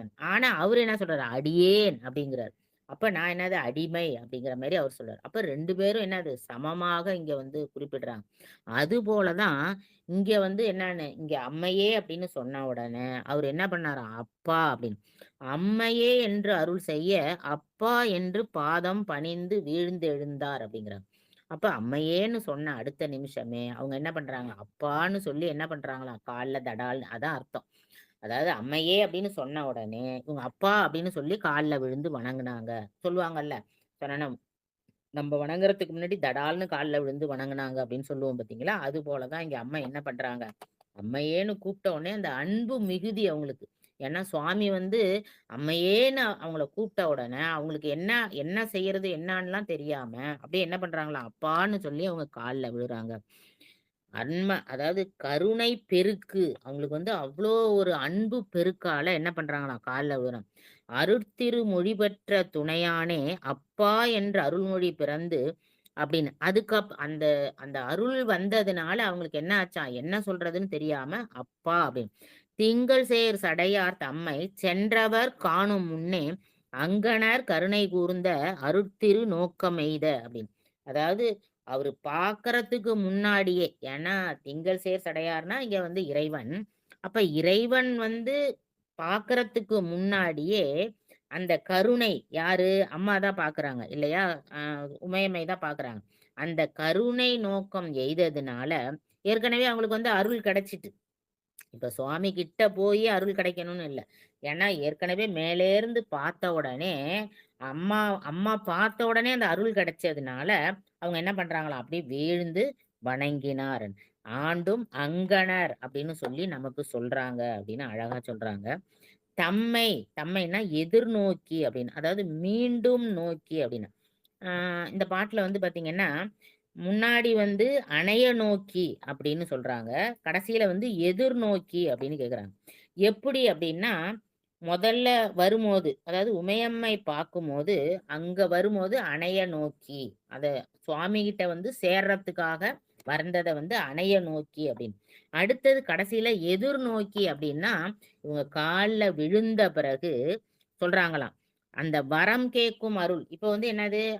கால்ல விழுந்தாச்சு. அதுக்கடுத்து என்ன செய்யணும்? சுவாமி என்ன வேணும்னு கேட்கணும். அததான் சொல்றாங்க. திருவடி கீழ் நீங்காது வைத்ததற்கு செய்யும் சிறப்பு. அததான் சொல்றாங்க. வேண்டி நீ அதுல் செய்தது யானும் அதுவே வேண்டினல்லால். இப்ப நம்ம பாட்டுல சொல்றோம்ல, வேண்டும் பரிசு உண்டெனில் அதுவும் உந்தன் அருளன்றே அப்படின்னு சொல்றோம் பார்த்தீங்களா? அது நீ ஏதாவது செய்யணும்னா, வேண்டி நீ யாது செய்து அதுவே நானும் வேண்டினல்லால் அப்படின்னு. நீ என்ன செய்ற ஃபர்ஸ்ட்டு என்ன கேட்குறாங்க? சொன்னேனே வேண்டத்தக்கது அறிவோய் நீ அப்படின்னு. அந்த பாட்டுல சொல்லும்போது என்ன வேண்டத்தக்கது அறிவோய் நீங்கிறாங்க. அப்ப எனக்கு என்ன வேணுங்கிறது உனக்கு தெரியும். வேண்ட முழுதும் தருவோய் நீ. நான் வேண்டுனா எல்லாம் எல்லாம் தந்துருவேன்னு சொல்லணும். அப்ப என்ன அது? அப்ப வேண்டணும். எனக்கு இதெல்லாம் வேண்டணும் அப்படின்னு.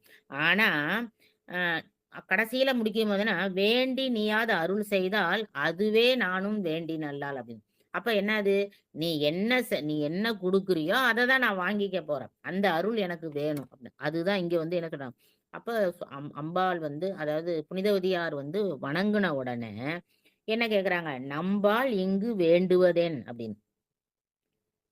"என்ன வேணும்?" அப்படின்னு. "என்ன வேண்டி வந்த?" அப்படின்னு. ஏன்னா, இப்ப இவ்ளோ கஷ்டப்பட்டு, இவ்ளோ பேய் உருவம்லாம் எடுத்து வந்து கால்ல விழுந்து வணங்குறாங்க. வணங்குன உடனே, சரி போயிட்டு வாம்மா" அப்படின்னு சொல்லி அனுப்பாம, "என்ன வேணும்?" ஏன்னா வரம் தான் வேணும். சுவாமிகிட்டேருந்து என்னது? அருள் தான் வேணும் நமக்கு. அப்ப அப்படி கேட்குறாங்க. பாண்டி நாட்டிலேருந்து வடதிசை தேயமெல்லாம் கடிது சென்று அப்படிங்கிறாங்க. பாண்டி நாட்டில இருந்து எங்கேருந்து வந்திருக்கிறாங்க? இமயமலை எங்க இருக்கு? இப்ப நம்ம நம்ம இதுலயே பார்த்தோம்னா, பாண்டி நாடுங்கிறது இங்க கீழ இருக்குது. இமயமலைங்கிறது மேல இருக்குது. அப்ப அவ்ளோ தூரத்த அவ்ளோ ஃபாஸ்ட்டா அவங்க என்ன பண்றாங்க? அந்த அவ்ளோ அவ்ளோ தூரத்திலேருந்து வந்திருக்கியே, அப்ப என்ன வேணும்? அப்படின்னு. வேண்டுவது என் இயம்புகின்றார் அப்படின்னு. என்ன வேணும்? அப்படின்னு. அப்ப என்ன வேணும்னு சொல்லி கேட்டார் அப்படிங்கிறது தான் இங்க வந்து என்ன சொல்றாங்க? இறைஞ்சி நின்றியம்புகின்றார் அப்படின்னு சொல்லி முடிக்கிறாங்க இந்த பாட்டுல. அடுத்த பாட்டு பாருங்க. இரவாத இன்ப அன்பு வேண்டிப் பின் வேண்டுகின்றார் பிறவாமை வேண்டும் மீண்டும் பிறப்புண்டேல் உன்ன என்றும் மறவாமை வேண்டும் இன்னும் வேண்டும் நான் மகிழ்ந்து பாடி அறவாணியாடும் போதுன் அடியின் கீழிருக்க என்றார். இந்த பாட்ட வந்து பார்த்தீங்கன்னாக்கா, அடியார்கள் எல்லாரும் அந்த ஓரளவு எல்லா அடியார்களுக்கும் இந்த பாட்டு மனப்பாடமா இருக்கும். இருந்தாலும், அடியார்களுக்கெல்லாம் தேவைப்படுற ஒரு பாட்டு அப்டின்னா இதுதான். இறைவன்ட்ட வந்து நம்ம என்ன கேட்கணும் அப்படிங்கிறத அழகா இந்த பாட்டுல சொல்லியிருப்பாங்க. ஏன்னா, பிறவாமை தான் வேணும். அப்படியே பிறப்பு இருந்தாலும் அது மறவாமை வேணும். உன்ன மறவாம இருக்கணும் அப்படின்னு. இத தான் வந்து என்ன செய்றேன், அடியார் பெருமக்கள் எல்லாம் இறைஞ்சணும் அப்படின்னு சொல்லி தான் இந்த பாடல வந்து விளக்கமா ரொம்ப அழகா சொல்லியிருக்காங்க.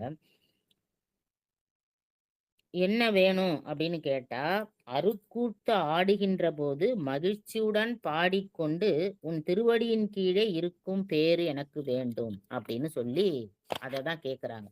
அத எப்படி கேட்கறாங்க பாருங்க. விளக்கமா பார்ப்போம் நம்ப. "இரவாத இன்ப அன்பு" அப்படின்னு சொல்றாங்க. அது என்ன இரவாத இன்ப அன்பு அப்படின்னாக்கா, இரவாத அன்பு அப்படின்னாக்கா, அழிவில்லாத, இரவாத, கெடாத, நித்தியமாகிய அப்படின்னு. அதாவது உறுதி பொருள். அதாவது அது வந்து என்னது? அப்படிப்பட்ட ஒரு பொருள். அதுதான் இரவாத அப்படின்னு சொல்றாங்க. அ இன்பமும், அன்பும். அன்புங்கிறது தான் இன்பம். இன்பங்கிறது தான் அன்பு. அப்ப இன்பமும், அன்பும் வந்து எப்படி பிரிக்க முடியாத ஒரு தன்மமோ, "இன்பமே என்னுடைய அன்பே" அப்படின்னு தேவாரத்துல ஒரு லைன் வருது. "அன்பினால் அன்பர் ஆர்வார்" அப்படின்னு ஒரு லைன் வருது.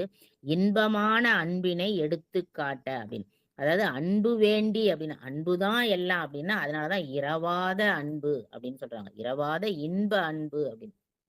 அப்ப இறைவன் மேல வைக்கிற ஒரு அன்பு மட்டும்தான் என்னது இரவாத இன்ப அன்பு அப்படின்னு.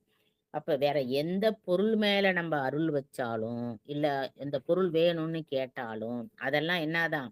இறந்து போகின்ற, கடந்து போகின்ற ஒரு அன்பு. அப்ப யாரு மேல வந்து அன்பு வைக்கணும்? இரவாத அன்புன்னா இறைவன் மேல மட்டும்தான் வைக்கணும். அப்ப அததான் சொல்றாங்க. "அன்பினால் அன்பர் ஆர்வார்" அப்படின்னு சொல்றாங்க. அப்ப அன்பு மட்டும்தான் என்னது? இறைவன்ட்ட நம்மள கொண்டு சேர்க்கிற ஒரே கருவி எது அப்படின்னா, அன்பு மட்டும்தான். அதுவும் என்ன அன்பு? உயிர்களிடத்தில் வைக்கின்ற அன்பு அப்படிங்கிறாங்க. அப்ப இந்த உயிர்களிடத்துல நாம வைக்கணும். ஏன்னா உயிர்களை வந்து எல்லா உயிருக்குள்ளயும் இறைவன் இருக்கான். அப்ப எல்லா உயிரையும் நம்ம அன்பாக அன்பாக பார்த்தாலே இறைவனை அடையறதுக்கான வழி என்ன ஆகும்? நமக்கு கிடைக்கும் அப்படின்னா. அதனாலதான் இரவாத அன்பு.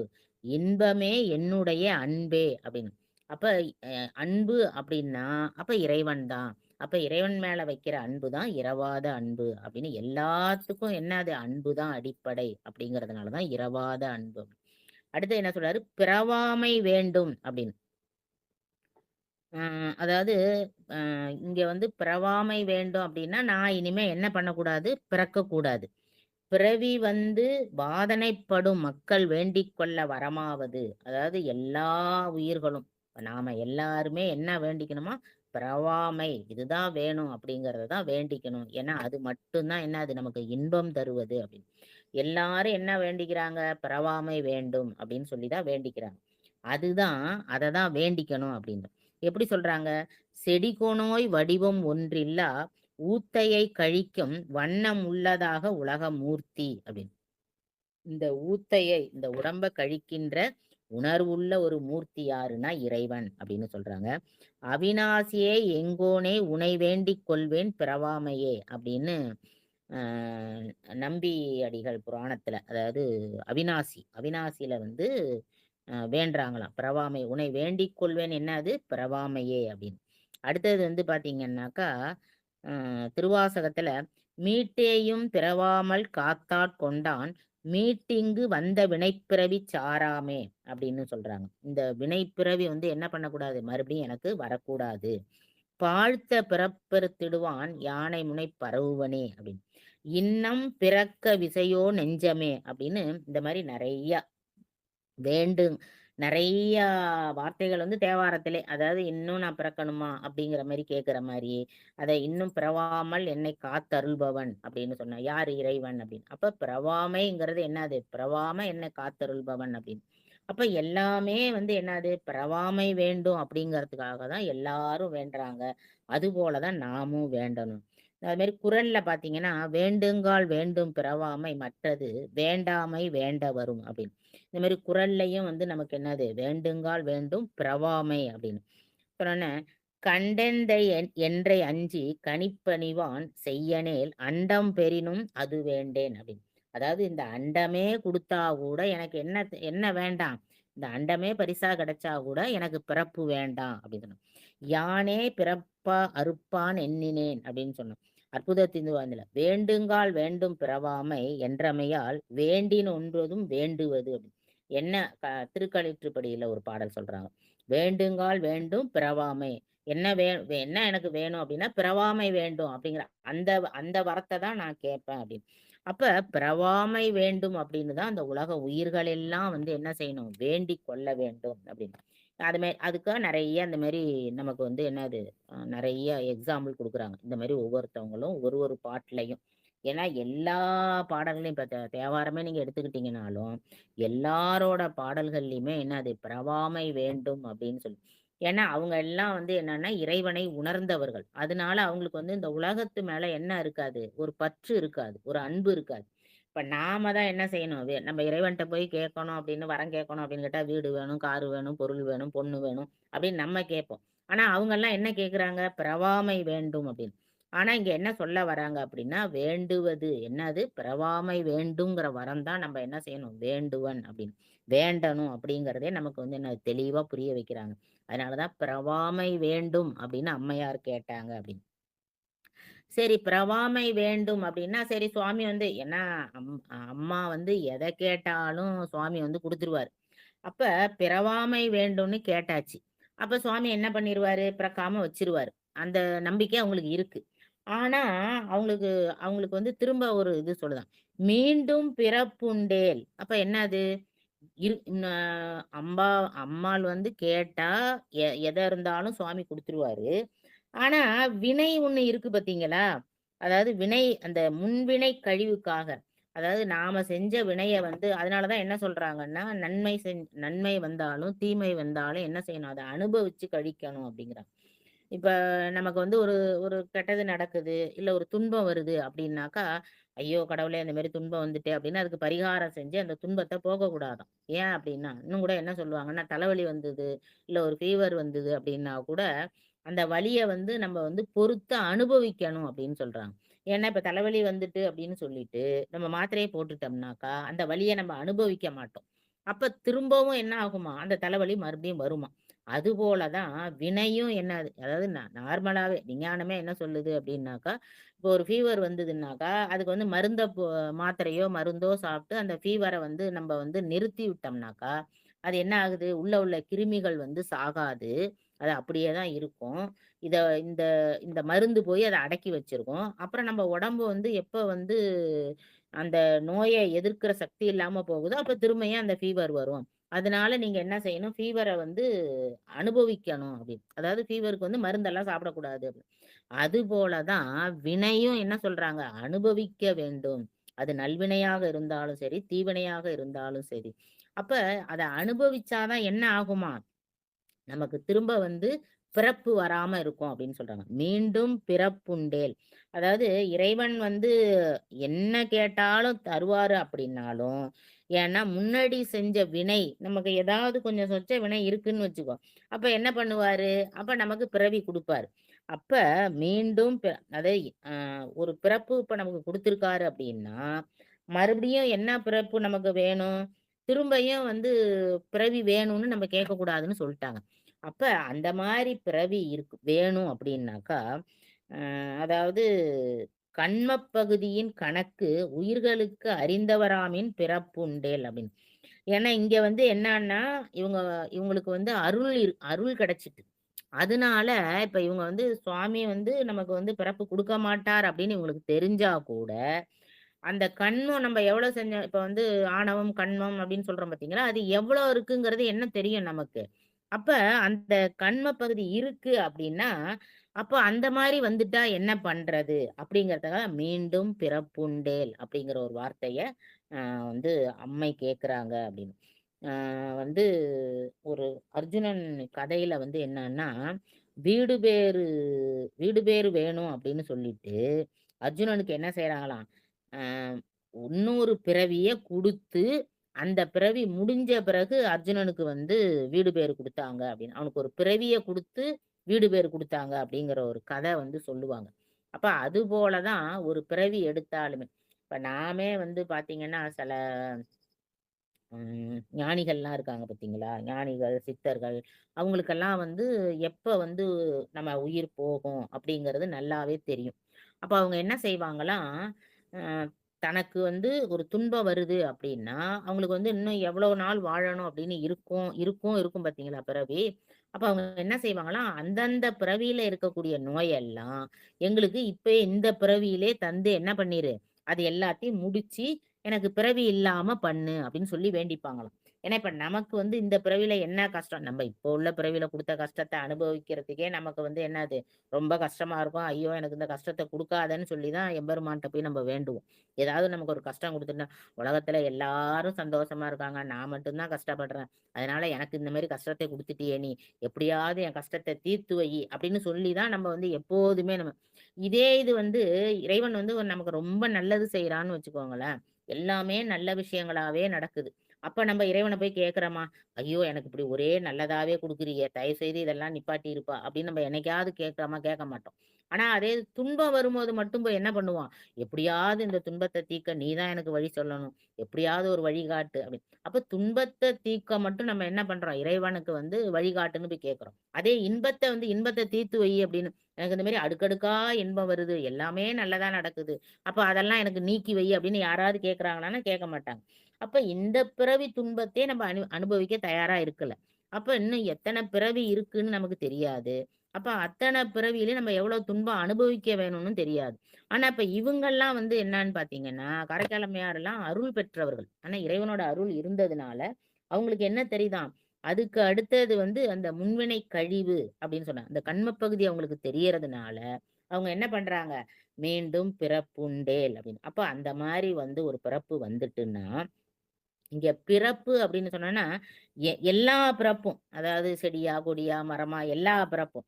அந்த மாரி பிறப்பு இருக்கக்கூடாது. அப்படிங்கிறதுனால தான், மக்களாய் பிறந்தோர் பின்னரும் வேறு வகை அடைதல் கூடும் அப்படிங்கிறது. அதாவது எனக்கு வேற ஒரு பிறவி குடு அப்படின்னு கேட்டா, ஒரு மரமா படைச்சுட்டாருன்னு வச்சுக்கோங்க. இல்ல ஒரு விலங்கா படைச்சுட்டாருன்னு வச்சுக்கோங்க. அப்புறம் திரும்பியும் மனிதரா வரணும், அப்புறம் பேயா வரணும், இப்படி எல்லாம் பிறவி எடுத்துக்கிட்டு வரணும். அப்ப அதனாலதான் உன்னை என்றும் மறவாமை வேண்டும். மீண்டும் பிறப்புண்டேல் உன்னை என்றும் மறவாமை வேண்டும். அப்ப மறவாமை இருக்கணும்னா அந்த மாதிரி ஒரு பிறவி. அது விலங்குகளா இருந்தாலும் சரி, மனிதனாக இருந்தாலும் சரி, அந்த மாரி ஒரு பிறப்பு எனக்கும் அப்படின்னு. ஏன் அப்படி கேட்டாங்க அப்படின்னா, இடரினும் தளரினும் எனதொரு நோய் தொடரினும் உணகழல் தொழுதெழுவேன் அப்படின்னு ஒரு பாடல்ல பார்க்கிறோம். அதே மாரி வாழினும் சாவினும் எந்த அதாவது எப்பிறப்பிலும், அதாவது எந்த பிறவி நான் எடுத்தா கூட, அதாவது என்னா பிறவி எடுத்தாலும், நான் வந்து ஆடா பொறந்தாலும் சரி, மாடா பொறந்தாலும் சரி, மனிதனா பொறந்தாலும் சரி, நான் எப்படி இருக்கணும்? உன்னை மறவாமை வேண்டும். புழுவாய் பிறக்கினும் புண்ணியா உன்னடியே மனத்தே வழுவாதிருக்க வரம் தர வேண்டும் அப்படின்னு. நான் ஒரு புழுவா பொறந்தா கூட என்ன எனக்கு வரம் வேணும்? உன்னுடைய திருவடியே நினைச்சுக்கிட்டு.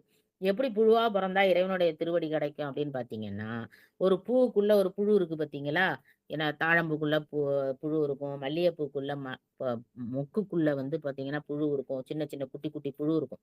அப்ப அதெல்லாம் என்ன செய்யுது? அப்படியே வந்து சுவாமியோட திருவடியோ, இல்ல அவரோட கழுத்திலேயோ போய் அலங்கரிக்குது. அப்ப அந்த மாரி ஒரு புண்ணியம். சாக்கடைக்குள்ள புழுவா இருக்கிறதோட, அந்த இறைவனுக்கு சூட்டுற மாலையில புழுவா, அந்த மாரி ஒரு புழுவா, நான் உன்ன நெனச்சுக்கிட்டே நான் புழுவா இருந்தாலும் நான் எப்படி இருக்கணும்? உன்ன நினைத்துக் கொண்டே இருக்க வேண்டும். அப்படி ஒரு பிறவி. அததான் சொல்றாங்க. அப்பர் பெருமான் சொல்லும்போது என்ன சொல்றாங்க? இப்ப வழுவாதிருக்க புழுவாய் பிறக்கினும் எனக்கு வழுவாதிருக்க வரம் வேண்டும். உன்னை நான் வந்து என்ன பண்ணணும்? எப்பயுமே உன்னை வணங்கிட்டு இருக்கிறதுக்கு ஒரு வரம் வேண்டும் அப்படின்னு அழகா சொல்றாங்க. அப்புறம் அடுத்தது பாருங்க. ம். மாயம் காட்டி, பிறவி காட்டி, மறவா மனம் காட்டி, காயம் காட்டி அப்படின்னு வந்து நம்பியாண்டார் ஆரூர் செந்துருத்தி இதுல சொல்றாங்க. என்னன்னா மாயம் காட்டி, உன்னோட மாயத்துல தானே நமக்கு பிறவிய வைக்கிறாங்க. பிறவி காட்டி, மறவா மனம் காட்டி, காயம் காட்டி அப்படின்னு. அப்ப என்னது? இறைவன் வந்து என்ன பண்றாரு? இந்த உலகத்துல நமக்கு பிறக்க வைக்கிறாரு.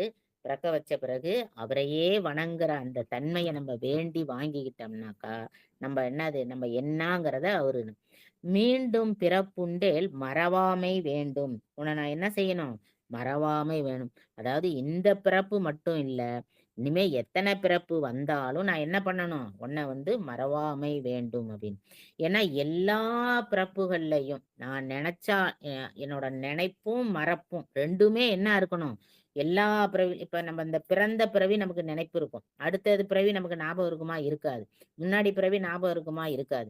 அப்ப என்னோட பிறவி வந்து திரும்ப திரும்ப வந்தா கூட உன்னோட நினைப்பு என்ன இருக்கக்கூடாது? எனக்கு மறந்து போகக்கூடாது அப்படிங்கிறான். எத்தனை பிறவி வந்தாலும் மறவாமை ஒன்றே ஏனைத் தவப்பயனான்க நலன்களை எல்லாம் விளைவிக்கும் அப்படிங்கிறதுனால, உன்னை என்ன பண்ணக்கூடாது? நான் மறக்காம இருக்கணும். அதனாலதான் மீண்டும் பிறப்புண்டேல் மறவாமை வேண்டும் அப்படின்னு கேட்கிறான். சரி, இப்ப கேட்டாச்சு. அதாவது எனக்கு என்னது? பிறப்பு வேண்டாம். அப்படி பிறப்புன்னு வந்ததுனாலும் உன்னை மறவாமை வேண்டும். அப்ப வரத்த கேட்டாச்சு. 2 வரமும் குடுத்தாச்சு.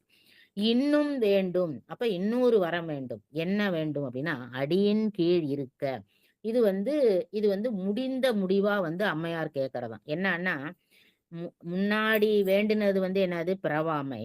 அடுத்தது பிறந்தா மறவாமை. 2 ஒண்ணு. அப்ப முடிவுல என்ன வேணும் அப்படின்னு கேட்டாக்கா, அடியின் கீழ் இறக்க.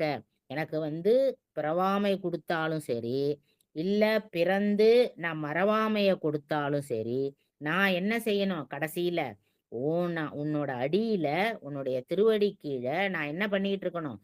திருவடி தாங்குதல். எப்போதும் உன்னை என்ன பண்ணிக்கிட்டு இருக்கணும்? பாடிக்கொண்டே இருக்கணும். ஏன்னா, இந்த இந்த அவசியம் அவங்களுக்கு இருக்கு. ஏன் அப்படின்னா, பிறவாமை வேண்டும்னா, பிறவாமை குடுத்துட்டு பேசாம இருந்துட்டாருன்னா என்ன பண்றது? மீண்டும் பிறப்புண்டேல். வேற ஒரு பிறப்பு குடுத்து இறைவன வணங்கிக்கிட்டே இருந்தா என்ன செய்யறது? இப்படியே பிறவி வந்துகிட்டே இருந்ததுன்னு வச்சுக்கோங்க. அப்ப என்ன ஆகணும்? உன்னோட அடியின் கீழ் இருக்க. உன்னை வந்து நான் வந்து திருவடி கீழ இருந்துட்டேன்னா, அப்ப என்ன அது? 2மே எனக்கு கிடைச்ச மாரி ஆயிரும் அப்படின்னு சொன்னான். எந்த பிறவி வந்தாலும் எனக்கு வந்து மறவாத தன்மை வந்துரும். அது வந்து எனக்கு தானாவே கிடைச்சிரும். ஆனா, இதுதான் வந்து என்னது சிறந்த முடிவா, முடிவான முடிவா கேட்டாங்க அப்படின்னு. அதாவது இதுல வந்து பாத்தீங்கன்னா, 2 இந்த மேல கிடைச்சது 2மே முற்று பெறலன்னா கூட, என்னது பிறவாமை வேண்டும், உன்னை மறவாமை வேண்டும். இந்த 2மே முற்று பெறலன்னா கூட, முத்திதனின் 3 முதல் மொழியக் கேள் சுத்தவமாது அனுபவத்தை துய்த்தலானது அப்படின்னு. முக்தி வேணும்னா என்ன வேணுமா? அந்த அனுபவத்தை வந்து அனுபவிக்கணும் அப்படின்னு. அதாவது உண்மை விளக்கத்துல சொல்றாங்க. "உயிர் தானும் சிவானுபவம் ஒன்றிற் முதிர்த்தே" அப்படின்னு சொல்றாங்க. உயிருங்கிறது என்னன்னா, அது வந்து பிறந்தா இறைவனுடைய திருவடிக்கு வரணும்னா, அது என்னது? அந்த சிவ அனுபவத்தை உணர வேண்டும். அத அனுபவித்தே தான் அது என்ன செய்யணும்? வரணும். அப்படிங்கிறதுனால தான் என்ன சொல்றாங்க இந்த இடத்துல? இந்த உண்மை விளக்கத்துல சொல்ற பாடல்லையுமே, இறைவனுடைய திருவடி கீழ நின்னாதான் ஆனந்த முறுதல் அப்படிங்கிறது ஆன்மாவுக்கு கிடைக்கும். அததான் சொல்றாங்க. நீ என்னதான் நமக்கு வந்து உலக மாயையில கிடைக்கிற இன்பங்கள் எல்லாமே என்னது? அதெல்லாம் அழியக்கூடிய இன்பங்கள். அப்ப இறைவனுடைய திருவடி மட்டும்தான் நமக்கு என்னது? இந்த ஆனந்தத்தை தருகின்ற இன்பம். அதனாலதான் என்ன சொன்னாங்க? இன்னும் வேண்டும் ஆடும்போது அறவா அப்படின்னு. அறம் அப்படிங்கிறது என்ன? அறவா நீ ஆடும்போது அப்படின்னு சொல்றாங்க. அறம் அப்படின்னாக்கா, அறவா அப்படின்னா அறம். அறம் தான் இறைவனுடைய உருவமா.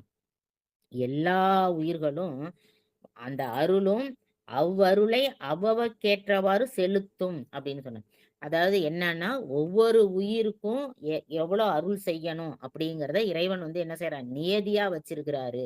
இந்த உயிருக்கு இந்த உயிர் மேல வச்ச அருளும், அந்த அருளுக்கேற்ற நியமமும் அப்படின்னு சொல்றாங்க. அப்ப அது அது வந்து என்னது? அது வந்து இறைவன் வச்சிருக்கிற நியதி. இன்னும் கூட சைவ சித்தாந்தத்துல சொல்லும்போது சொல்லுவாங்க. அவங்க இப்ப நம்ம வந்து பாவம் செய்றோம், இல்ல புண்ணியம் செய்றோம், என்னமோ ஒண்ணு செய்றோம். 2ம் செஞ்சுகிட்டு தான் இருக்கோம். அப்ப 2ம் செய்யும்போது, இறைவன் தான் வந்து அதுக்குள்ள பலன தருவார் அப்படின்னு. ஏன்னா இறைவன் தான் அத வச்சிருக்கிறாராம். சொன்னேன் ஏன் அப்படின்னு கேட்டா, இப்ப வந்து சனீஸ்வரன் வந்து பாத்தீங்கன்னாக்கா, 7 சனிய போக்குவாரு, கண்ட சனிய போக்குவாரு அப்படின்னு நம்மலாம் சொல்லிக்கிட்டு இருக்கோம் பாத்தீங்களா? அது இறைவனோட அருளால தான் அவர் போக்குவாரு அப்படிங்கிறது வேற. இப்ப இறைவன் வந்து அ ஒரு துன்பத்துக்கான இத வந்து அனுபவிக்கணுங்கிறத அவரு தான் குடுக்குறார். இல்ல அந்தந்த உயிரு அந்தந்த உயிரு சித்தாந்தத்துல என்ன சொல்றாங்கன்னா, அந்தந்த உயிரு அது அதுக்கு தேவையானத போய் எடுத்துக்கோங்க அப்படின்னு இறைவன் சொல்லிட்டாருன்னா, இப்ப நம்ம வந்து போயிட்டு எனக்குள்ள துன்பத்த இங்க இருக்குது அப்படின்னா, அந்த துன்பத்த நம்ம போய் எடுத்துட்டு வருவோமா? கண்டிப்பா எடுத்துட்டு வரமாட்டோம். நமக்கு எது நன்மையோ அத மட்டும் தான் எடுத்துட்டு வருவோம். அதனால தான் இறைவன் என்ன செய்றாராம், ஒரு நியதி வச்சிருக்கிறாரு. அதனால தான் அறவா அப்படின்னு சொல்றாங்க. அறம் அப்படிங்கிறது இறைவனோட உருவம். அதுதான் நமக்கு என்ன தருது? நமக்குள்ள நியதியை தருகிறது. நமக்குள்ள அருளும், அதுக்குள்ள நியதியும் அதுதான் தருது அப்படின்னு. நீதி பலவும் தன்னுருவாவேன அப்படின்னு. அரவணை அப்படின்னு சொல்றது என்னன்னாக்கா, அந்த இறைவனை சொல்லணும். இறைவா நீ ஆடும் அடியின் கீழ் நான் இருக்க அப்படின்னு. இந்த இடத்துல வந்து நான் இருக்க அப்படின்னு. ஏன்னா, அ இந்த இடத்துல அறவா அப்படின்னு சொல்லது, "நீ என் நடுவுள் இருத்த வேண்டும்" அப்படின்னு. ஏற்கனவே நம்ம பார்த்தோம். ஏன்னா, உமையே அப்படின்னு சொல்லும்போது, இந்த பக்கம் சுவாமியும், இந்த பக்கம் வந்து உமையும், இடையில அம்மையே அப்படின்னு பார்த்தோம். அதே மாரி தான், "நான் இருக்க இறைவன் உன் அடியின் கீழ் இருக்க" அப்படின்னு. அது மாரி அ அ "அடியின் கீழ் இருக்க" அப்படின்னு சொல்லும்போது, என்ன சொல்லி இருக்க? அடியின் கீழ் இருக்கன்னு சொல்லும்போது, மீண்டும் நான் மகிழ்ந்து பாடி, "அறவா நீ ஆடும்போது உன் அடியின் கீழ் இருக்க" அப்படின்னு சொல்றாங்க. இப்ப அது என்னது அப்படின்னு பார்த்தீங்கன்னா, பாடுதல் அப்படின்னாக்கா, என்ன பாடிட்டு இருக்கணும்னு தானே கேட்கறாங்க சுவாமிகிட்ட. அப்ப பாடுதல் அப்படிங்கிறது என்னன்னா, சங்காரத்துல அ ஐயன் திருநடம் ஆடும்போது, பூதங்கள்லாம் வந்து பாடுமாம்.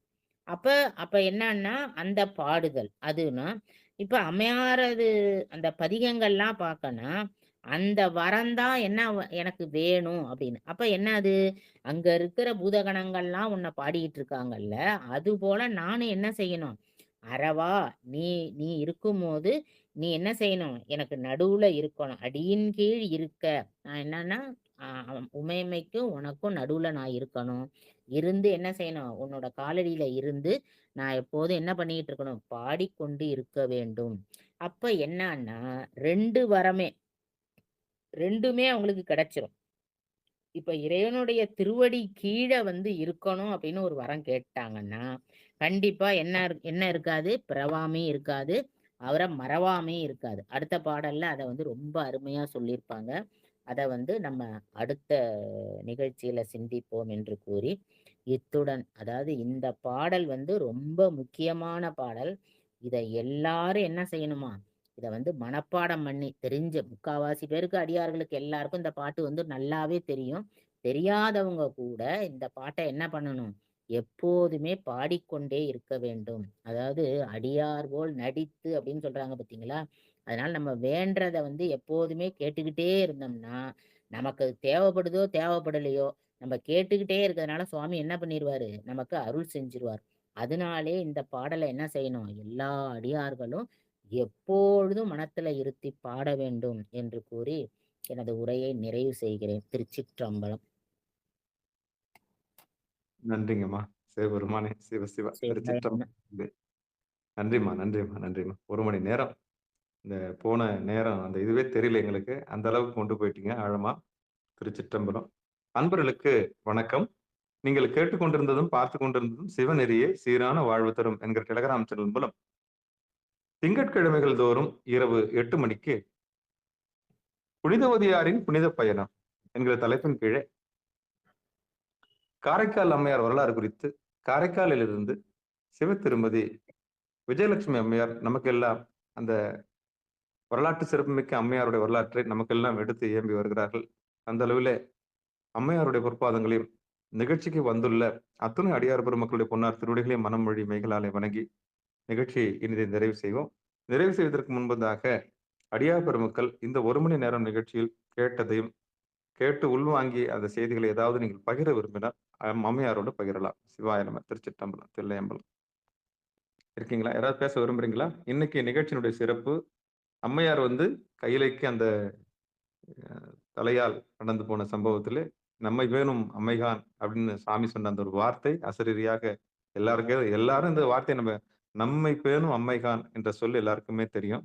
அந்த சொல் எங்கிருந்து வந்தது? அம்மையார் இடப்பக்கமாக இருக்கிற தாய் யாரோ வராங்கன்ற முதல்ல குறிப்பிட்டு காமிச்ச பிறகு அது யாருன்னு கேட்கும்போது சாமி சொன்னாங்களாம், நம்மை பேணும் அம்மைகான். அந்த சொல்ல இன்னைக்கு அழகா விளக்குனாங்க.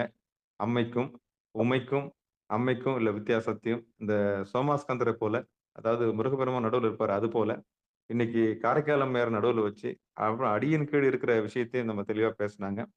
அந்த வகையில இது குறித்து நீங்க ஏதாவது பேசணும்னு விருப்பப்பட்டீங்கன்னா இங்க வந்து பகிரலாம். திருச்சிற்றம்பலம், தில்லையம்பலம். வாங்க பாண்டியன் ஐயா வாங்க. நமச்சிவாய. கேக்குதுங்களா ஐயா? அம்மா பேசுங்க.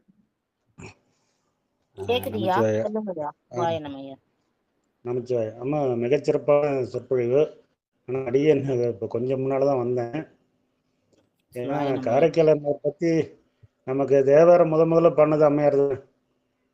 அற்புத திருவந்தாதி, மூர்த்த திருவந்தாதி, பெருமிழலை குரம்பர்க்கும் பேயார்க்கும் அடியன்னு அவங்க என்ன விரும்பி அந்த இதை பேயூர் கேட்டாங்களோ அந்த சொல்லாடலே வச்சுதான் சுந்தரமூர்த்தி தமிழ் பாடியிருக்காரு. பேயார்க்கும் அடியன்னு, உமையே நமப்பேனும் அம்மைகான்னு. ஏன்னா இவங்க சிறப்பு என்னன்னா சொல்லிட்டே போனோம். அவ்வளோ அருமையா 63 நாயன்மார்ல எல்லா சிவாலயங்களிலும் அம்மா மட்டும்தானே மரியாதையா உட்கார வச்சிருக்கோம். மீதி 62 பேர் நின்று தானே இருப்பாங்க. அந்த ஒரு பெரிய பாங்கு அது ஒன்னே போதும்.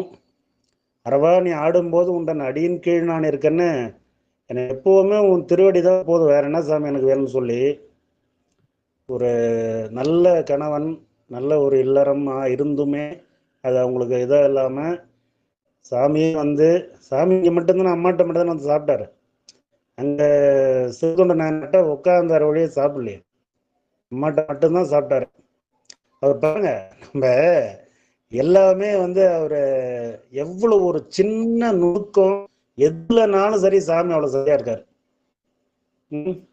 அங்க அந்த இடத்துல போய் எனக்கு பிள்ளைக்கு கேட்டாலுமே அங்க சாப்பிடலையே, கையை வைக்கிறாரு. எல்லாம் இவங்களெல்லாம் கூப்பிட்டுட்டு முத்தி தண்டு திருக்காட்சி சிவகுமா திருக்காட்சி வந்து மறைஞ்சிடுறாங்க. ஆனா இங்க வீட்லயும் அவரு போயிட்டு உணவு படைச்ச உடனே மறைஞ்சுதான் போவாரு. ஆமா ஆமா இங்க மட்டும்தான் விரும்பி சாப்பிட்டுருக்காருன்னா அப்ப அவர் பாருங்க, உமையே நமைப்பேனும் அம்மைகான்னு வெறும் சொல்றதோட நிறுத்தல இறைவர், நம்ம இறைவர் அம்மாட்ட பிள்ளை சாப்பிட்டுருக்காரு.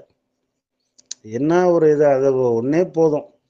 அவர் வந்து அத அதான் அம்மா விரும்பி அதே மாதிரியா சொல்லுங்க சிறுத்தொண்ட நாயனார் வீட்டுக்கு போகும்போது அவங்க உள்ள கூப்பிடுவாங்க, உங்களதான் தேடிட்டு போயிருக்காங்க வாங்கன்னு. அப்ப மகளிர் தனித்திருத்தும் வரைக்கும் நான் உள்ளே புக மாட்டேன் அப்படின்னு சொல்லிடுவார். ஆனா ஆமா இங்கேயுமே காரைக்கால் அம்மையார் தனியா தான் இருந்தாங்க. ஆனா இருந்தாலும் இங்க போய் என்ன பண்றாங்க, அவங்க சாப்பிடுறாங்க. ஏன் அப்படி சாப்பிட்டாங்கன்னா, அதாவது மகளிர் தனியா இருக்கும்போது நான் உள்ள வரமாட்டேன், ஆடவர் இல்லாத வீட்டுக்கு நான் வரமாட்டேன்னு சொன்னவரு இங்க போறாரு அப்படின்னா இது அம்மா அப்படிங்கறதுனால போனாராம். அருமை அருமை அருமை, அப்படின்னா அதான் அதான் சொல்றேன். அது மாதிரி அழகா சொல்லுவாங்க பார்த்துக்கோங்க அத. அந்த அற்புதம். மாதிரி சிறப்பா ஒரு இதை பத்தி பேசிட்டே இருக்கலாம், அவ்வளவு இருக்குது. நம்ம மூத்த கண்டிப்பா திருவந்தாதி அற்புத திருவந்தாதி கொடுத்த அம்மையாரோட நீள நினைந்து அவங்க திருவடி என்னைக்கும் நம்ம எல்லாரும் போட்டணும்.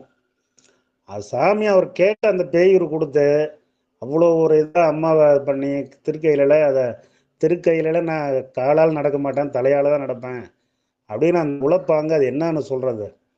இந்த இடத்துல அப்பர் பெருமான் வந்து இங்க நம்ம திருத்தலைய வந்து பூலோக கைலாயம் அதை நான் வந்து கால்களில் நடக்க மாட்டேன்னு உருண்டு வந்த வழிபட்டார். இது வரலாறு.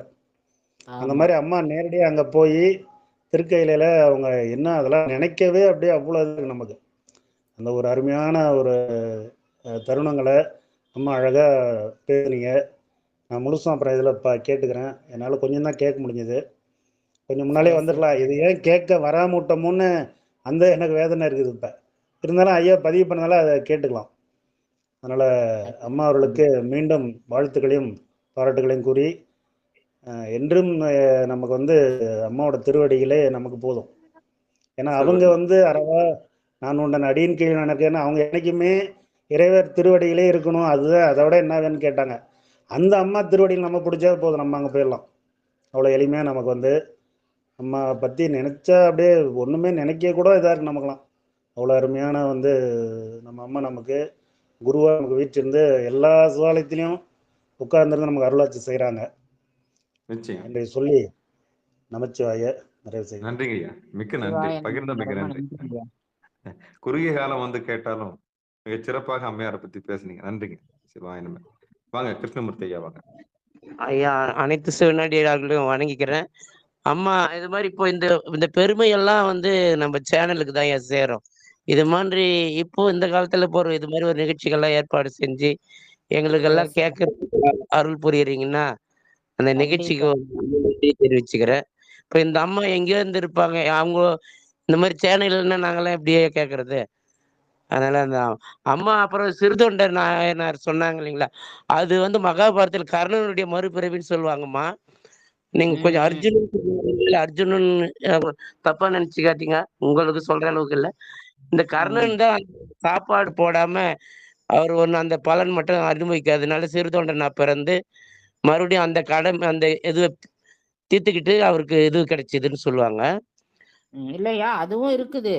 அதே போல அர்ஜுனன் அர்ஜுனனுக்கும் பிறவி கொடுத்தார் அப்படின்னு ஒரு கதை இருக்கு. சரிங்கம்மா, சரிங்க. நன்றிம்மா, நன்றி. ம். ஆனா நிஜமா உங்கள மாரி ஆளுங்களுடைய உங்கள மாரி அடியார்களுடைய நிகழ்ச்சிகள்லாம் கேட்கறதுக்கு நாங்க ரொம்ப குடுத்து வச்சிருக்கோம்மா. இன்னும் எதுவும் பெருசா என்ன சொல்றதுன்னே தெரியல.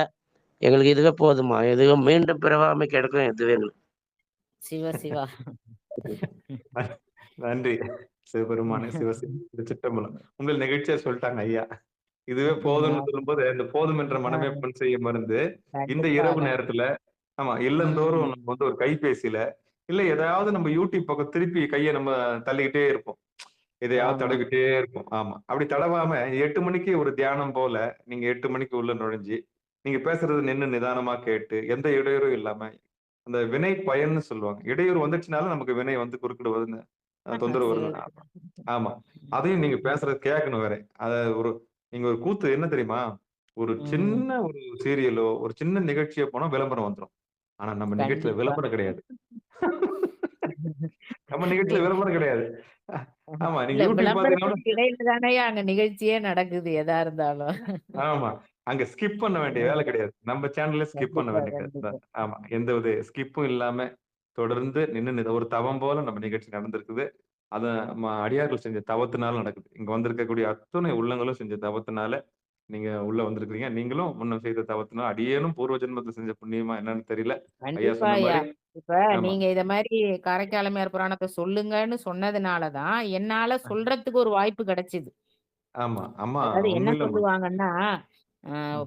உயிர்களுக்கு வந்து உணவு குடுக்கும்போது, சிவபூஜை பண்ணும்போது, சிவபூஜை பண்றவங்களோட சிவபூஜைக்கு உதவி செஞ்சாங்க பார்த்தீங்களா? ஆமா. அவங்களுக்கு தான் பலன் அதிகமாம். அதுக்கு கதையே கண்டிப்பா. சொல்லுவாங்க. அதாவது ஆ. தங்க இருக்கையும், அ இது இந்த இருக்கையும் குடுத்தாரு சுவாமி அப்படின்னு சொல்லிட்டு ஒரு பெரிய கதை இருக்கு பார்த்துக்கோங்க அதுக்கு. அப்ப அந்த மாரி இருக்கும்போது, இப்ப சொல்ல வச்சது நீங்க தானே! அத சொல்லணும்ல. இல்லன்னா மச் நான் இப்ப படிப்போங்கிறது உண்ம. இப்ப காரைக்கால் அம்மையார பத்தி தோணும்போது படிப்போம். இல்ல நமக்கு பேச வரும்போது படிப்போம். இருந்தாலும் அத இன்னைக்கு சிந்திக்கணும் அப்படிங்கும்போது, நம்ம வந்து இன்னும் ஆழ்ந்து படிப்போம் பார்த்தீங்களா? ஆமா. அந்த கண்டிப்பா. ஒரு பேர் வந்து இந்த சிகாரம் சேனலுக்கு தான் சேரும் பார்த்துக்கோங்க. கண்டிப்பா. நான் சாமிக்கு நன்றி சொல்லிக்கிறேம்மா. சிவபெருமான், கண்டிப்பா. சிவசி உங்கள அம்மா சேர்த்து அம்மா வைக்கட்டும். நடராஜ ஐயா சிந்திக்க சொன்னது உங்கள, நீங்க சிந்தித்தது நாங்க கேட்டது. நம்ம மூவருக்குள்ளுமே அந்த இறைவன் தாம்மா. கண்டிப்பா, கண்டிப்பா. கண்டிப்பா. அடியேன் அதுக்கு அடியேன் ஒண்ணு அறிவானும் சொல்லணுங்க. ஆமா இதே அம்மையார் சொல்லியிருக்காங்க. என்ன சொல்லுங்க? அறிவானும் தானே, அறிவிப்பான் தானேன்னு ஒரு பாட்டு ஒண்ணு இருக்கு. ம், ஆமா. ம். அந்த வகையில அந்த பாட்டு நமக்கு எல்லாருக்கும் பொருந்தும். அவர் தான் நமக்கு அறிவிக்கிறாரு. அவர் தான் நம்மள அறிவிக்கவும், கேட்கவும் வைக்கிறாரு. அவர் தான் சொற்பொழிவும் கண்டிப்பா. செய்றாரு. அவர் தான் கேட்கிறாரு. அவரு தான் நமக்குள்ள இருந்து கேட்கிறாரு. ஆமா. அதுவும் இன்னொன்னு ஒருங்கிணைக்கிறது அவர் தான். இந்த கூத்து 3 ஆமா. கூத்து அவர் தான் நடத்துறாரு. ம், ம். ஆமா.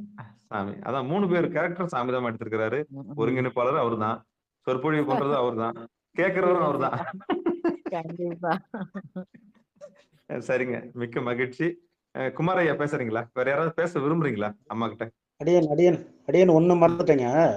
சொல்லுங்க. அருமையா அந்த பாடல் சொன்னீங்க. அறிவானும் அவனே அறிவிப்பானும் தானே. அந்த பாடல் அருமையா பாடியிருப்பாங்க அம்மா. அந்த மாரி நீங்க இந்த ஒரு சின்ன இது மறந்துட்டேன். இது அம்மா சொற்பொழிவு செய்ய வச்ச நடராஜ ஐயாவுக்கு ஒரு மனமார்ந்த நெஞ்சார்ந்த நன்றி இந்த இடத்துல தெரிவிச்சுக்கிறேன். அந்த வாய்ப்பு இருந்தாலும் நமக்கு எல்லாருக்கும் அது கிடைக்குது. அது முன்னே சொல்ல மறந்துட்டேன். அதனால ஐயாவுக்கு மிக மிக நன்றி. சிவாய நமः. திருச்சிற்றம்பலம். சிவசிவாய நமः. சிவபெருமானே. இறைவனுக்கு தான். இறைவனுக்கு தான். இங்க போட்டாலும் நீங்க அம்மாவுக்கு சொன்னாலும் நன்றி இறைவன் திருவடிக்கு தான் போயிடும். நீங்க அங்க சொன்னாலும் சிவசிவாய. அங்க தான் போயிடும். உங்களுக்கு சொன்னாலும் அது அங்க தான் போகும். எங்க சொன்னாலும் அது அங்க தான் போய் சேரணும். எல்லா புகழும் இறைவனுக்கு தான். அதாவது ஞாலம் நின் புகழே மிக வேண்டி நன்றினேன் வேறொன்றும் ஆமா. வேண்டாம். ஆமா. ஞாலம் நின் புகழே மிக வேண்டும். தென் ஆலவாயில் உறையும் எம்மாதியே.